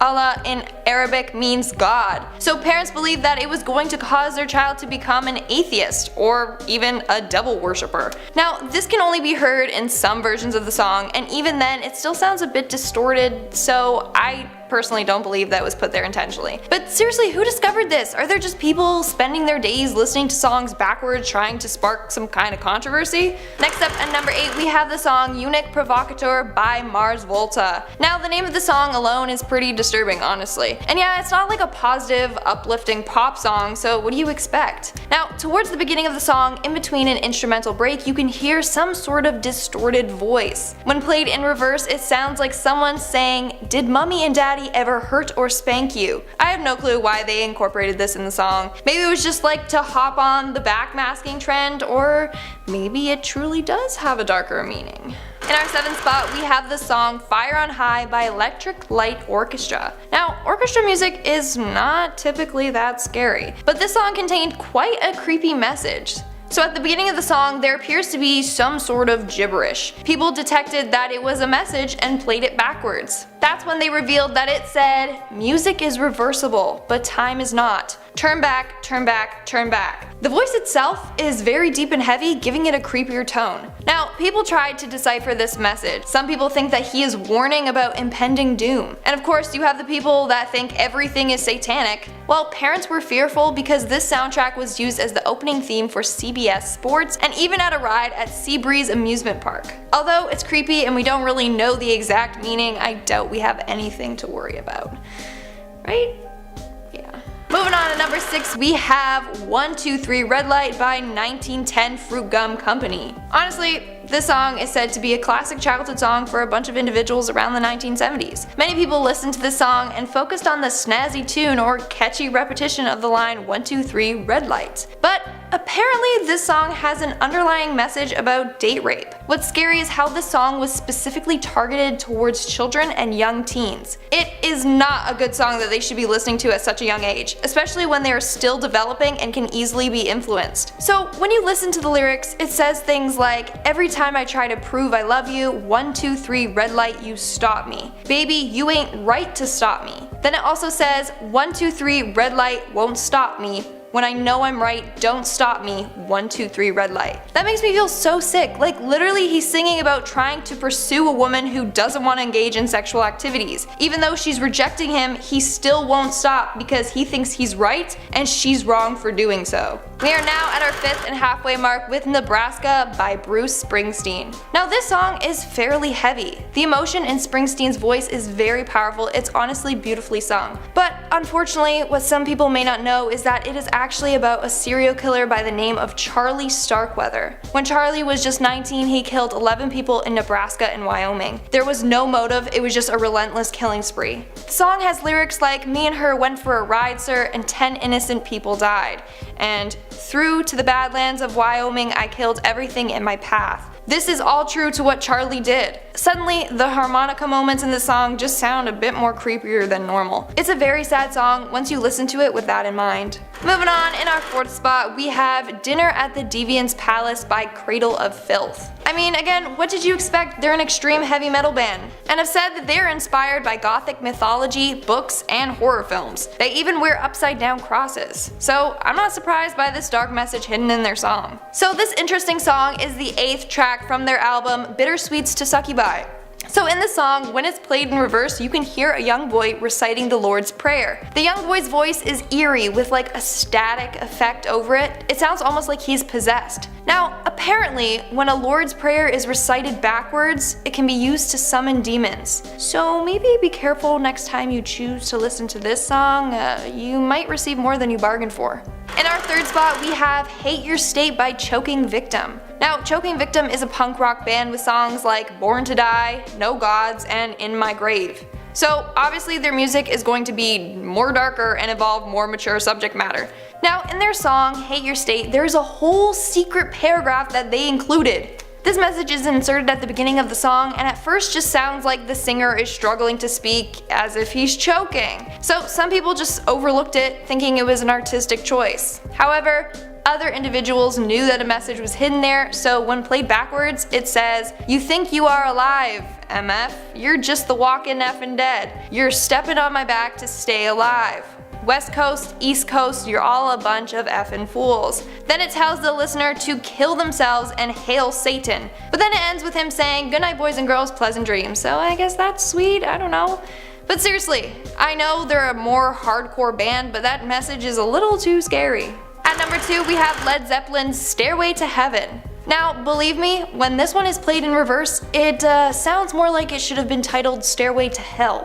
Now, this song in particular is different from the rest. It is shown that the whole thing in reverse has tons of hidden messages, not just one line, the whole song. So throughout the reversed version of the song, you can hear him say things like, here's to my sweet Satan, or all my life will end for him, or even, oh, I will never be saved because I lived with Satan. And this isn't the first time Led Zeppelin has been accused of backmasking dark messages. Now, in the forward version of the song, he even says the line, "'Cause you know, sometimes words have two meanings." This is what led people to believe there was a hidden message in the song. So, some individuals believe that he is trying to recruit people into Satanism. What supported their theory is that the guitarist Jimmy Page bought a home from Aleister Crowley. Now, Aleister is known to try and have his followers learn to read and speak backwards. Coincidence? But either way, the satanic messages are pretty creepy. And in our number 1 spot, we have Big Hoops by Nelly Furtado. Now, Nelly Furtado is a Portuguese-Canadian singer-songwriter known for her songs like I'm Like a Bird and Turn Off the Light. Now, she isn't one to typically spark controversy, but this next song has people thinking that she's part of the Illuminati. Now, towards the end of her song, Big Hoops, you hear her say, "It's not over yet." and then some inaudible sounds. It seemed like nothing big until it was played backwards. That's when you can clearly hear her say, "Oh my god, descending to the 13th floor. We're on the 11th floor, descending to the 12th floor," and then it repeats. There is something about this one that just makes me feel so uncomfortable. Like, her voice is just so eerie in it. There's just something so off about it, and her voice just gives me the goosebumps. Now, 13th floors are thought to be unlucky, and most buildings don't even have a 13th floor. And then throughout the music video, she does the Illuminati symbol. She makes a triangle with her fingers and places it to her eye. She does this multiple times throughout the video. So, people believe that she sold her soul to the Illuminati or that she's involved with them somehow. People furthered this theory by even adding up all the numbers she said and doing more research. Then they came to the conclusion that it all added up to 666, the devil's number.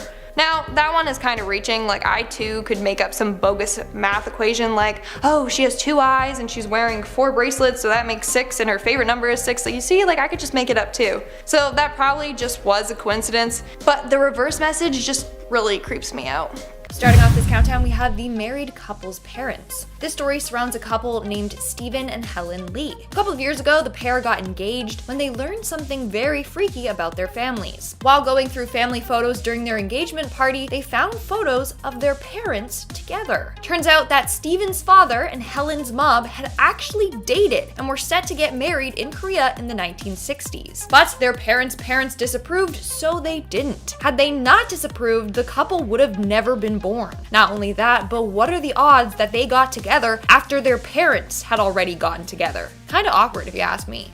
At number 9, we have the Mandela effect. You might have heard of this. This is where people misremember something from the past. Now, people misremembering things happens all the time. What's the big deal? But the Mandela effect is literally thousands of people remembering it a different way. It's called the Mandela effect because there are thousands of people, maybe even millions, who remember Nelson Mandela dying in the 80s. But he didn't die in the 80s. This dude lived until he was an old man. Or am I remembering it wrong? Are the other people right? The reason why this could be proof of a simulation is because these slight mistakes could show some sort of human error or a glitch in the system on the side of the people who are running the simulation. Someone sat down on the wrong button and was like, oh, I killed Nelson Mandela. I'm gonna get written up for this for sure. God damn, that wasn't supposed to happen.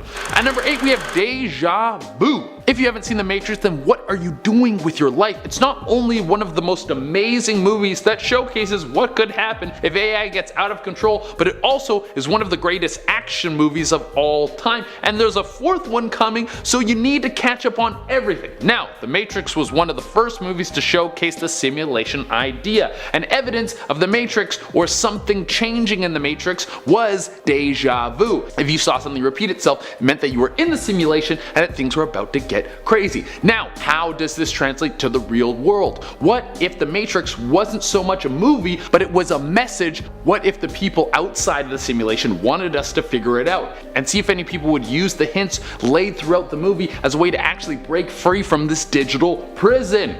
There could be clues throughout that movie that showcase all the signs of us being in a world of ones and zeros. Either that, I'm starting to look like Charlie from It Was Always Sunny with the strings and paper, and I'm like, eh. At number 7, we have simulation loop. We are already starting to see what is called a simulation loop. We live in a simulated society. Many things we create are larger versions of smaller things. Planes are simulations of birds. Tanks are simulations of beetles. As we create what we think is better versions of what already exists. Now we could be getting close to a loop of creating a world which is more interesting than our own. Virtual reality has started to take the world by storm, and in it we will build worlds that are far more superior to our own. Worlds where people can fly, everyone is rich, you don't get sick, and everyone can res their buddy because they got the ray gun. Now, some people theorize that we have done this before and we are currently living in a previously created simulation, and we might be headed into another loop in the near future and go into a simulation again. So it's like simulation on simulation. Inception. In simulation. No, I'm not gonna work on that. I made that word up. I'm sorry.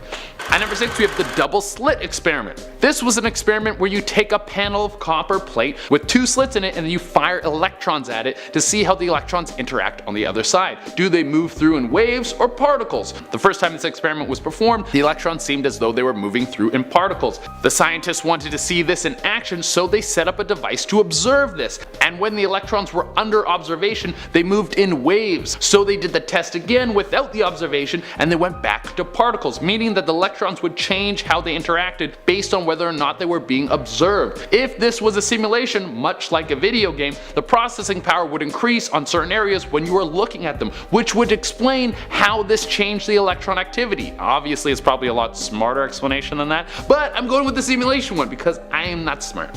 At number 5 we have Elon Musk said so. Come on, you can't argue with this dude. He's one of the smartest, richest people around. If anyone knew we were in a simulation, it would be this guy. He probably sees the Matrix all the time. He just doesn't want to freak us out by letting us know that there is a 100% chance we are in a simulation, by letting us know that there's a 100% chance we are in a simulation. Also, if anyone was on the up and up on whether or not we are in a simulation, it would be billionaires. Not because they paid someone to figure it out, but because they clearly have cracked some sort of code and know how the world works and are doing something we don't understand. If you had that kind of knowledge, you would be able to get ahead in the game. But Elon has made the theory of a simulation world so popular, so is he our digital messiah, or is he just a little bit crazy and has a lot of money? At number 4 we have That's Why We Have Ghosts. Now this seems like I'm trying to explain a myth with a crazy explanation, but that is why you guys come here. We want to get a little crazy with our theories because that is way more fun. Just walking around in our own reality, we don't want to do that, jeez. But what if ghosts and hauntings have nothing to do with ghosts, but they are glitchy parts of our own reality? Like a haunted house is just basically Fallout 76. Ghosts are floating around doing the T-pose, freaking everyone out. Demons, werewolves, all that sort of spooky stuff that we've always heard about, myths, monsters, and creatures that could all kill us, that's just DLC that the public didn't like and then they just patched it out. And number 3 we have creative purpose theory. Why do we exist? Some people think it's to serve God, other people think it's just to have fun, other people think there is no purpose at all, that we just live and die to get farted out into the earth and never heard from again. But what if we had a much greater purpose? To create, to make something so smart and so interesting we couldn't bear to compete with it. As we get closer and closer to making AI, it seems that a self-aware, learning, adapting intelligence that has the power of the internet in its mind would be too much for us to compete with. It would be a living god that we made, and we should be pretty proud of ourselves for doing it. But what if that is our purpose? To make a being that is all-knowing and able to move through the universe, consume knowledge, and become even more powerful, all without needing to eat, sleep, procreate, or even take breaks. What if we already did this and now we're living inside this endless machine, and the only reason it keeps us alive in this falsified world is because it wants to keep learning from us? Well, if that's the case, download me some abs because it's almost beach season. At number 2 we have computer viruses for people. DNA is a type of code, much like the code that makes up computers. So could a virus from a computer get into someone's DNA somehow? Most of you probably think that is impossible, but there was a group at the University of Washington who might prove you wrong. Now I want to start off by saying you can't get sick from a computer. The virus that got put into human DNA cannot affect people. Don't freak out. But in 2017 this group found out that you could put malware into a strand of DNA. It was a very interesting experiment and it might have worked because all of our DNA is actually code and we are actually made up of ones and zeros and nothing's real. Go rob someone. Don't actually do that. And for our number 1 spot we have the Fibonacci sequence. This is gonna be some math stuff, so if you guys aren't good at math, don't worry, because I suck at math too, and I had to find a dumbed down explanation so I could understand it, and I'm gonna be bringing you an even dumber version right out of my mouth. The Fibonacci sequence is a series of numbers where the totals equal the numbers before added together. So starting with 0, we have 0 plus 1 equals 1, 1 plus 2 equals 3, 2 plus 3 equals 5, 3 plus 5 equals 8, and so on and so forth, with the sequence looking like 0, 1, 1, 2, 3, 5, 8, 13, 21, 34, 55, 89, 144, and it goes on like that forever. Now what does this have to do with simulation? Well, this sequence shows up in a lot of math and also a lot of nature. Many plants and other natural forming things have perfect Fibonacci sequences inside of them, almost like they were programmed from a computer. This could just be the most efficient way to make life and cells are living math, or could we all be in an auto concrete version of life, and that's how the world is built in a computer, and it's just like boop, they hit a button and it makes everything. Starting off this video, we have Every Breath You Take by The Police. Honestly, I'm a big fan of The Police and Sting. Some of my favorite songs are Roxanne and Message in a Bottle, you know, the classics. So anyway, I'm sure you've heard of the song Every Breath You Take. Now honestly, I never thought too much of the song, I just thought it was a cute romance song. Well, turns out it is quite the opposite. Apparently Sting wrote the song after a bad breakup. So now if you listen to the song keeping that in mind, it sounds like he's just stalking his ex. Like, just listen to these lyrics. Every breath you take and every move you make, I'll be watching you. Every single day and every word you say, he'll be watching you. Like, now that's really creepy, so maybe think twice before playing that song at your wedding, just a suggestion. Coming in at number 9, we have the man from Torrid. Were we sent a man from another parallel universe, or did he arrive via some kind of portal or vortex? Our story here stems back to 1954 when a man was detained at the Japanese border after arriving on a plane from Europe to Haneda Airport. The man said he was on his 3rd business trip to Japan that year, and he had a wallet filled with a mixture of currencies, seeming to verify his business traveller status. When he presented his passport, officials were absolutely baffled, asking where he was from. Now the man, who primarily spoke French, said, "Torrid.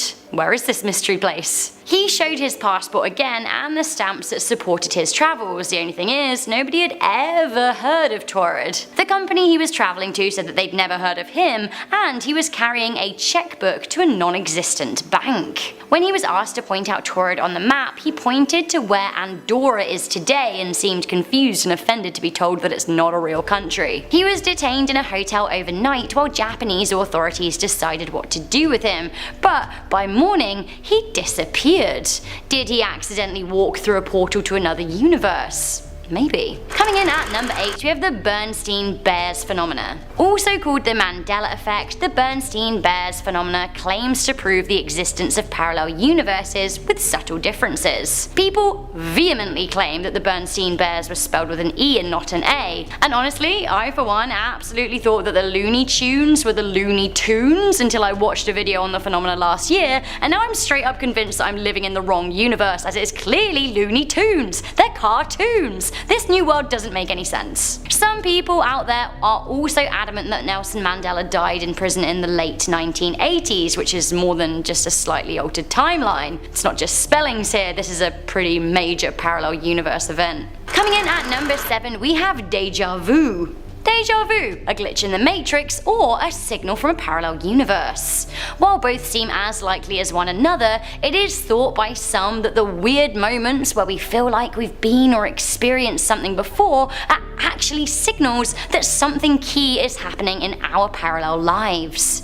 Not only do some people believe parallel universes exist side by side, some people think they interact with one another in some way. According to Dr. Michio Kaku, an American futurist, deja vu occurs as a result of a person's ability to flip between universes. Others believe it is because we're vibrating in unison with the frequency of another universe that's parallel with our very own. Oh, I've gone cross-eyed. Coming in at number 6, we have the Lost Beatles album. A parallel universe may have given our world a gift in the form of a Lost Beatles album, Everyday Chemistry. The story goes that in 2009, a man called James Richards found himself accidentally in a parallel universe, as you do. Luckily, there was also a person from another parallel universe there, a man named Jonas. Now, Jonas was on a trans-dimensional tourism trip from the other Earth, and he told Richards that in his world, amongst other things, John Lennon was still alive and the Beatles never broke up. Richards then stole a copy of a later album never released by the band and returned with it to our Earth. What did he do with one of the most sought after pieces of music from a non-history that almost but never happened here? He uploaded it to the internet. Eagle-eared fans were absolutely having none of it though. They said the album is comprised of clever mashups from all of the Beatles' solo careers. Richards later said that even though in an alternate universe the Beatles hadn't broke up, that didn't mean their future music ideas disappeared. I'm not so sure about this one, but I would love to hear what Paul McCartney has to say about it. Paul, tell us, is it real? I guess you're living in another universe so you don't know, but I don't know. I feel like you'd be able to answer. Coming in at number 5, we have dreams. Could our dreams be signals from a parallel universe? Some say maybe. In a number of First Nations cultures in North and Central America, people believe that dreams allow us to walk planes in other dimensions.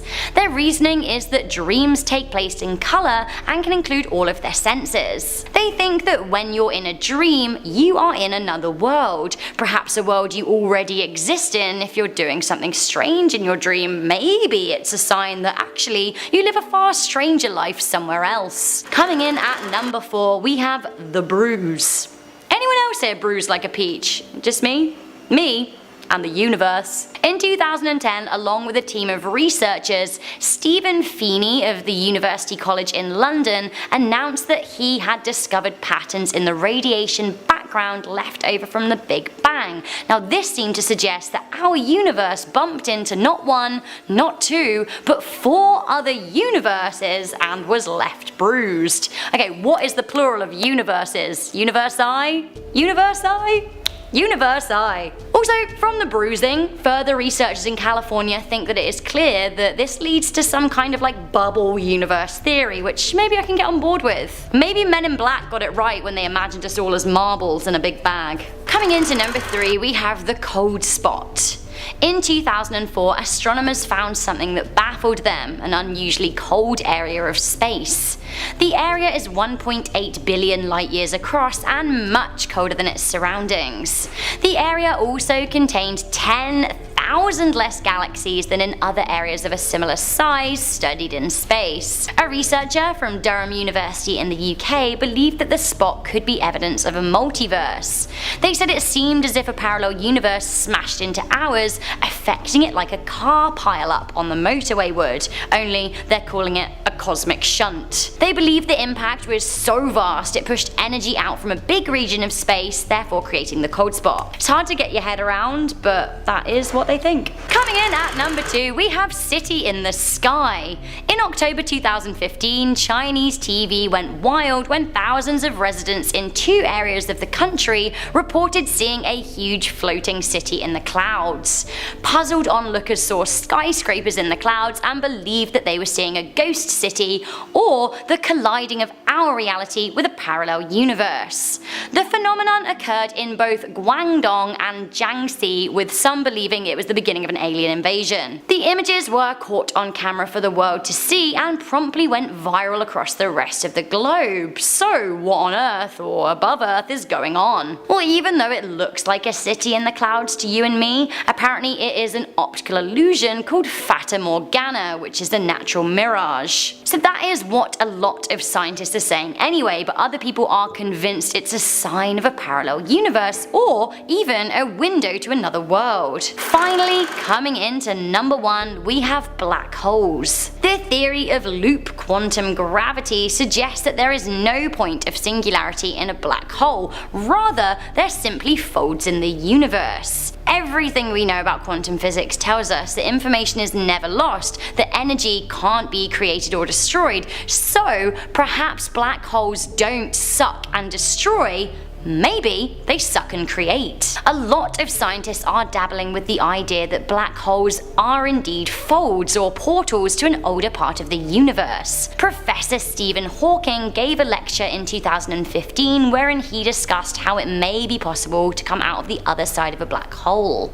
He said the hole would need to be large, and if it was rotating, it might have a passage to another universe, but you couldn't come back to our universe. Anyone want to take that one-way trip? I don't know if I do. So guys, are black holes portals to another universe? This seems like a good moment to mention our sister channel Life's Biggest Questions, which answers all kinds of questions, especially like that. We love a bit of black hole chat, so head on over there where you'll hear me, you'll hear Charlotte, you'll hear Jack. Good times. Starting off this countdown, we have Thomas W. Lawson.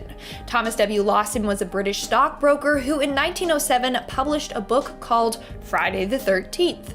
The story was about a stockbroker who tried to make the entire stock market crash on Friday the 13th, hence the name of the book. Little did he know that he would eerily predict the future. On Friday, December 13th of 1907, a ship named Thomas W. Lawson, named after a completely different Thomas W. Lawson, not the author, set sail on her first transatlantic voyage. That day, she sank. Isn't that bizarre? A ship named Thomas W. Lawson crashed and sunk on Friday the 13th. I'm telling you, this guy predicted the future whether he meant to or not. Coming up in our 9th spot today is more of a historical pop culture moment that scientists just wouldn't be able to explain. The discovery of the twins named Jim, a personal favorite of mine. You may or may not have heard of this story before, but personally I think it's fascinating. In 1979, a set of twins that were separated at birth reunited at the age of 39. When they met up, they discovered some pretty crazy coincidences. Both of the boys had adoptive parents that named them Jim. Both of the boys loved math and carpentry, and both pursued a career in security. But the coincidences don't end here. Here's where you start thinking, there must be something else going on that we don't understand. Are you ready? Both boys married women named Linda. Both boys then divorced their Lindas, and both remarried women named Betty. What? Shivers. But it doesn't end here. They both had children and named them James Allen. Mind blown. Like total shivers right now. In our 8th spot today, we have the ship survivor. Imagine being on the Titanic and surviving that horrific accident. Then imagine being in another ship that ended up sinking and surviving that, and then being in a ship collision after that. That's definitely enough to make me never board another ship again and perhaps also have PTSD whenever I see water. That was the case for Violet Jessup, who was a stewardess aboard the RMS Titanic in 1912. She managed to aboard a lifeboat after being handed a baby to look after. Years later, she was aboard its sister ship, HMHS Britannic, in 1916 when it had sunk. She actually almost died in this sinking as she was on a lifeboat that got sucked under by the propellers, but she jumped out in time. She was also aboard the RMBS Olympic in 1911 when it collided with the British warship. So to say that she lived quite the life would be an understatement. She actually died of old age in 1971. In our 7th spot today, we have the arguably fateful death of Archduke Franz Ferdinand. I say arguably because, well, just you wait and you decide.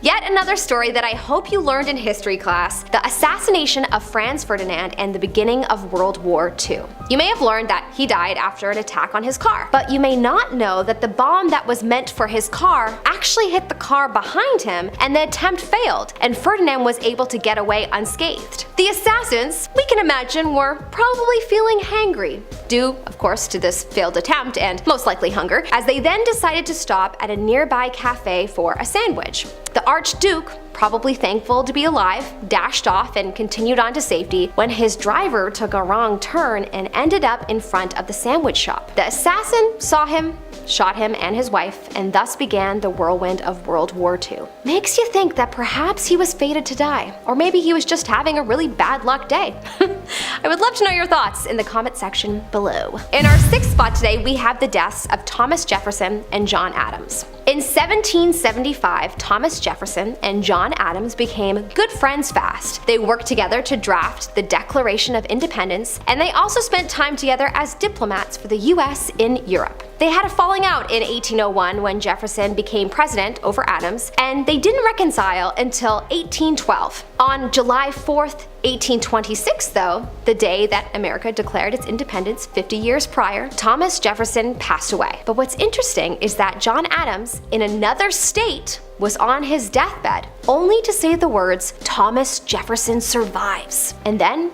he passed away. Does this mean he saw Jefferson's ghost greet him on his deathbed? They both ended up passing on the same date, and not only that, but on the date that was seemingly their historical purpose. Coincidence? I think not. In our 5th spot today, we have the saving of Robert Todd Lincoln. You may or may not know this, but Robert Todd Lincoln is famously known as the son of the former US President Abraham Lincoln. In late 1864, Robert was traveling from New York to Washington when he found himself leaning against a stopped train. When the train started moving, he fell onto the tracks, only to be saved by an actor named Edwin Booth. When he later realized that his savior was the famous actor Edwin Booth, he made sure to thank him. It wasn't until much later did Edwin learn the identity of the man he saved, as he was the son of the president whom was shot by Edwin's brother, John Wilkes Booth. That's too weird of a coincidence for me. I guess perhaps if Lincoln's son had died, maybe Lincoln himself wouldn't have been where he was on that fateful day that he passed. In our fourth spot today, we have another weird coincidence revolving around Robert Lincoln. The death of not one,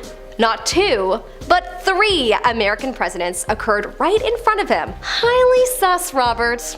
The first was, of course, his own father's assassination, President Abraham Lincoln. After his death, Robert and his mother moved to Chicago, where he planted roots, got married, had children, and created his law practice. He continued to work in politics as the Secretary of War under the presidency of President James A. Garfield in 1881. But while at a railroad station in Washington with Robert and a few others, Garfield was assassinated. Then in 1901, Robert was invited to attend a Pan-American exposition in Buffalo by President William McKinley, only to witness his assassination. Apparently, Robert has been quoted as saying that there was a certain fatality about the presidential function when I am present. Is there, Robert?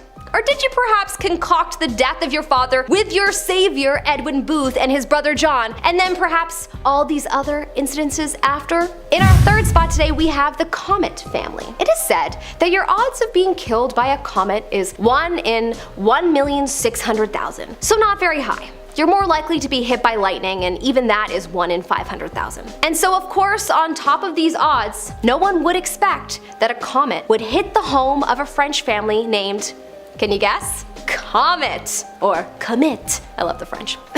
Comet.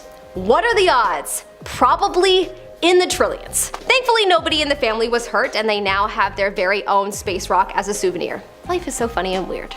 In our number 2 spot, we have the Civil War house. In 1861, when the Civil War broke out with the First Battle of Bull Run, it at some point made its way through the garden of Wilmer McLean in Virginia. After the mass devastation, Wilmer decided to leave his home and he moved to a new place, Appomattox, Virginia. But of course, the war followed him there and actually came to a close when Robert E. Lee surrendered to Ulysses S. Grant at the Appomattox Courthouse, just only steps away from McLean's new property. Poor guy. He just wanted to live a peaceful, war-free life. Is that too much to ask for? Or perhaps he's psychic and he knew that peace would happen in this particular town. Who knows, but interesting coincidence. Finally, in our number 1 spot today, we have the very interesting birth and death of Mark Twain. Mark Twain was born on November 30th, 1835 in Florida, Missouri, the day that a very special comet was in the sky, Haley's Comet. The Haley's Comet returns to the Earth's vicinity approximately 75 years, give or take a bit, due to the gravitational pull of the planets that it passes. About 74 years later, Mark Twain made a prediction that his death would coincide with the comet's next appearance, just like his birth. He was known to have said that it will be the greatest disappointment of my life if I don't go out with Haley's Comet. The Almighty has said, no doubt. Now here are 2 unaccountable freaks. They came in together, they must go out together. And he was right. He ended up dying April 21st, 1910, the day after Haley's Comet made its return. It was also a very special day as it was the first time the comet was captured on camera. Pretty awesome if I do say so myself. Alright, coming in at number 10, we have the deep space radio bursts. Mystery fast radio bursts were discovered in 2007. These bursts flash for a micro instant but emit more energy than the sun does in 10,000 years. The high energy surges of long waves have been detected 18 times over the past 10 years, and one burst in 2012 recorded in Puerto Rico occurred numerous times in the same pattern. Okay, this is what it sounded like.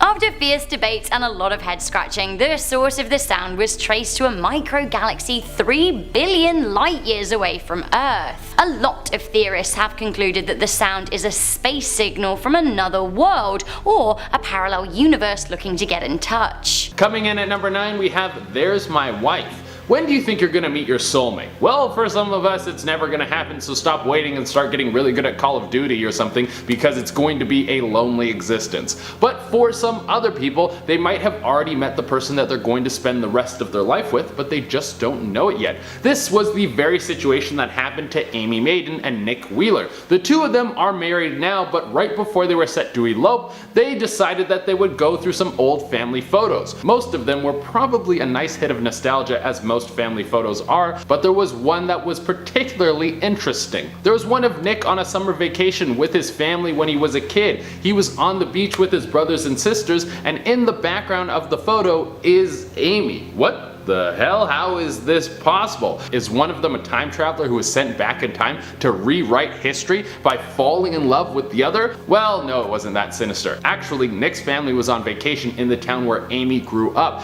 and it just so happens that Amy was on the beach at that exact moment. Sort of romantic, but also kinda weird. Coming in at number 8, we have Anthony Hopkins Needs Something to Read. We live in the golden age of literature. Anything you want to read you can find in a second. You can just look it up on Google, and half the time you don't even need to pay for it because you can just steal it off the internet. But things weren't always this easy. When Anthony Hopkins was casted in the movie A Girl from Petrova, he wanted to be the best actor he could possibly be by finding a copy of the book so he could have a good idea of what the movie was going to be like before he was in it. But he couldn't find the book anywhere. Randomly, he found it on a train sitting in an empty booth. When he was finally on set for the movie, the director of the movie asked him if he could borrow a copy of the book because he had left his on a train. That's a weird, spooky connection right there. Coming in at number 7, we have the twin link. That has been a question for a long time. Do twins have some sort of neural link that lets them share thoughts and ideas? Does sharing a womb make you connected to someone forever in a way that cannot be explained yet by science?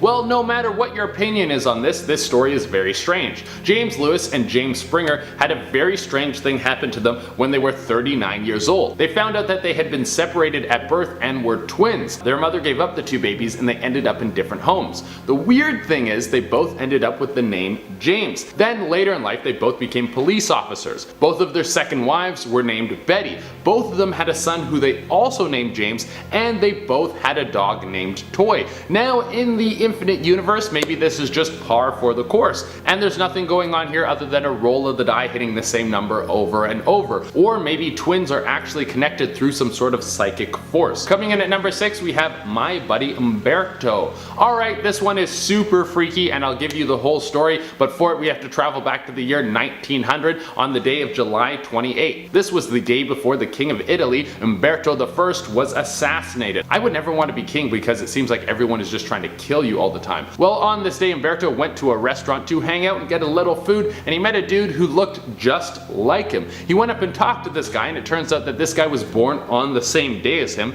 in the same town. They were both married to ladies named Margarita, and on the day Umberto became king was the day that this dude opened his restaurant. Whoa, that's a little freaky. Well, the next day Umberto was assassinated, and guess what? The restaurant owner was also killed. Coming in at number 5, we have the twin theory continues. We're getting even deeper into the wild world of twins. Is there some sort of connection, or was our next set of twins just the two most unlucky dudes to ever share a womb? Arthur and John Moford ended up in a hospital at the same time. These guys were twins and they ended up in the same hospital and they were both having heart attacks. They would die around the same time. Dude, if I had a twin, I would be like, you better be healthy. I don't need my good heart crapping out because you love Doritos. Coming in at number 4, we have Robert Fallon's best hand. Robert Fallon was on a hot streak in a poker game back in 1968. He was playing with some mobsters, and it turns out that they didn't trust he was just lucky, so they killed him on the spot, accusing him of cheating. Now, they didn't want to split up the money, but they also didn't want to stop the game, so they got a new guy to come in and play. This new dude was now on an even better hot streak, and eventually the mobsters told him what happened, and he realized that the guy who was killed was his absentee father who had been missing since he was a kid. Coming in at number 3, we have Mark Twain pulls a Babe Ruth. Calling your shots comes in all shapes and sizes, and with Mark Twain, it came in the form of calling out when he would die. That's a power of your own destiny that most people could never imagine. Mark Twain was born when the Halleys Comet passed by the Earth in 1835, and if you know the Halleys Comet, you will know that it comes around every 75 years like clockwork. When the next passing of the comet was coming through, Mark stated that he came with the comet and he will die with the comet. And just like that, when the comet passed passed, so did Mark Twain.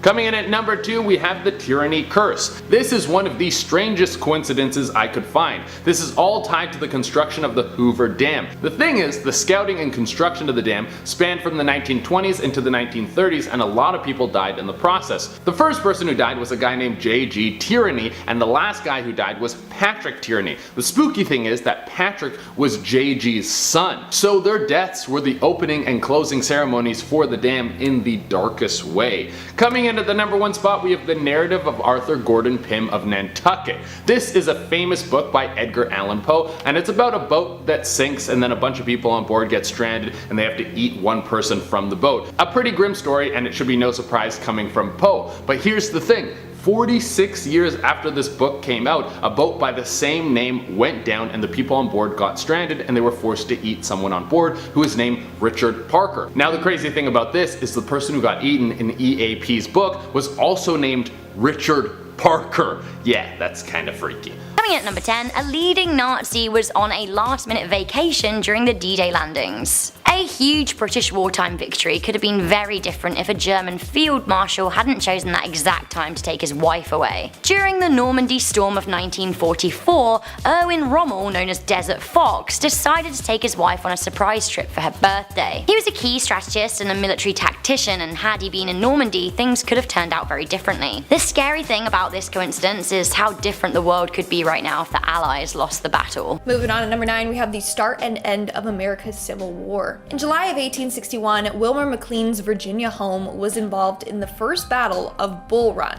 In fact, the general of the battle wrote a diary entry about a cannonball crashing through McLean's kitchen. He wrote, and I quote, "A federal shell fell into the fireplace of my headquarters at the McLean house." Now, due to safety reasons, McLean moved his family home from the front lines to a new home in Appomattox County. Well, guess what? The battle ended up ending in his parlor in 1865. So it started in his backyard and ended in his parlor. So he was involved in the beginning and the end. Moving on to number 8, we have the birth chart. This story was shared by Raina Lee R on Reddit. So according to her, her brother's doctor would always get his chart mixed up at the office. And that's because there was another kid under his care with the same first and last name. To make things weirder, they were both born on the same day, just different months of the same year.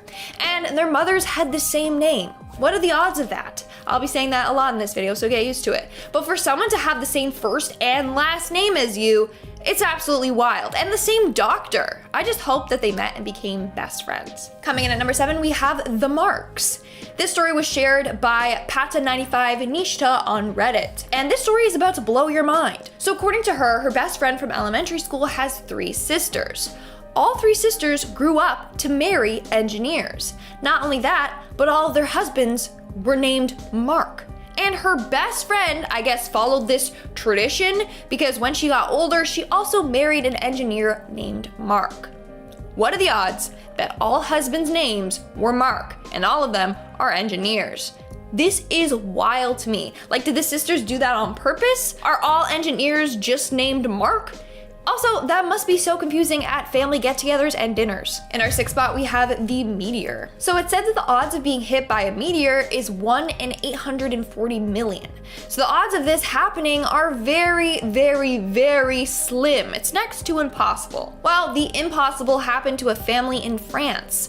One night they were hit by a meteor which had been flying through space for more than 4.5 billion years without hitting a target. Then all of a sudden it just crashed into their home. Thankfully, no one was hurt. The odd part here is that the family's last name was Comet. So, out of all families and homes to hit, it hit the family with the name Comet. That is truly bizarre. We are now at our 5th and halfway mark with Anthony Hopkins. In the early 1970s, Anthony Hopkins was casted to play Koista in The Girl from Petrovka. This film was based on the book of the same name. Now, to prepare for the role, he was going to read the book. However, he was unable to find any copy of the book in any bookstore. He searched all over the place, but to no avail. Then, randomly one day, as he was sitting in the London tube station, he found a copy of that book just laying around.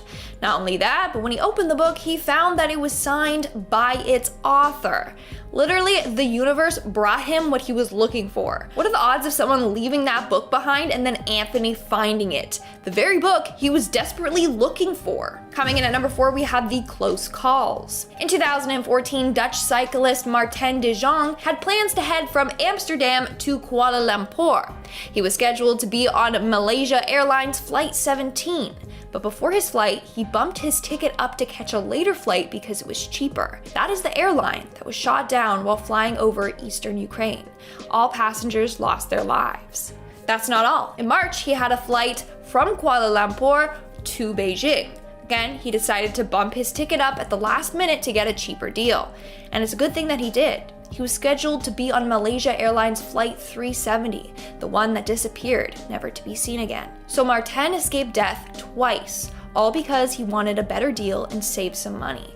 He's a lucky, lucky man, but also unlucky that he was supposed to be on both of those flights. In our third spot, we have the plum pudding. Mathematician Joseph Mazur shared this creepy coincidence involving French poet Émile Deschamps with plum pudding in his book Fluke. So back in the day, a man named Émile was first introduced to plum pudding by a man named Mr. de Forgebus. From that moment on, every time he had plum pudding, he would encounter Mr. de Forgebus, and I hope I'm saying his name right. The second time he had plum pudding, he was at a restaurant and ordered it, but the waiter was like, "Sorry, we just sold the last pudding to this man," and points to the back of the restaurant. Lo and behold, it was Mr. de Forgebus. A decade later, he went to a dinner party, and at the party, they were serving plum pudding. Émile made a joke like, "Who's this party for, Mr. de Forgebus?" And at that very moment, he walked through the door. But he wasn't even supposed to be at that party. He had accidentally come to the wrong door on his way to another dinner party. So what are the odds that every time that this man had plum pudding, Mr. de Forgebus was there? It's kind of like Beetlejuice, you say his name 3 times and he'll appear, except in this case, you have plum pudding and he'll appear. Moving on to number 2, we have Flight 666. Now this one gives me the absolute creeps. On Friday the 13th, Flight 666 departed from Copenhagen and landed in Helsinki, aka H-E-L, hell.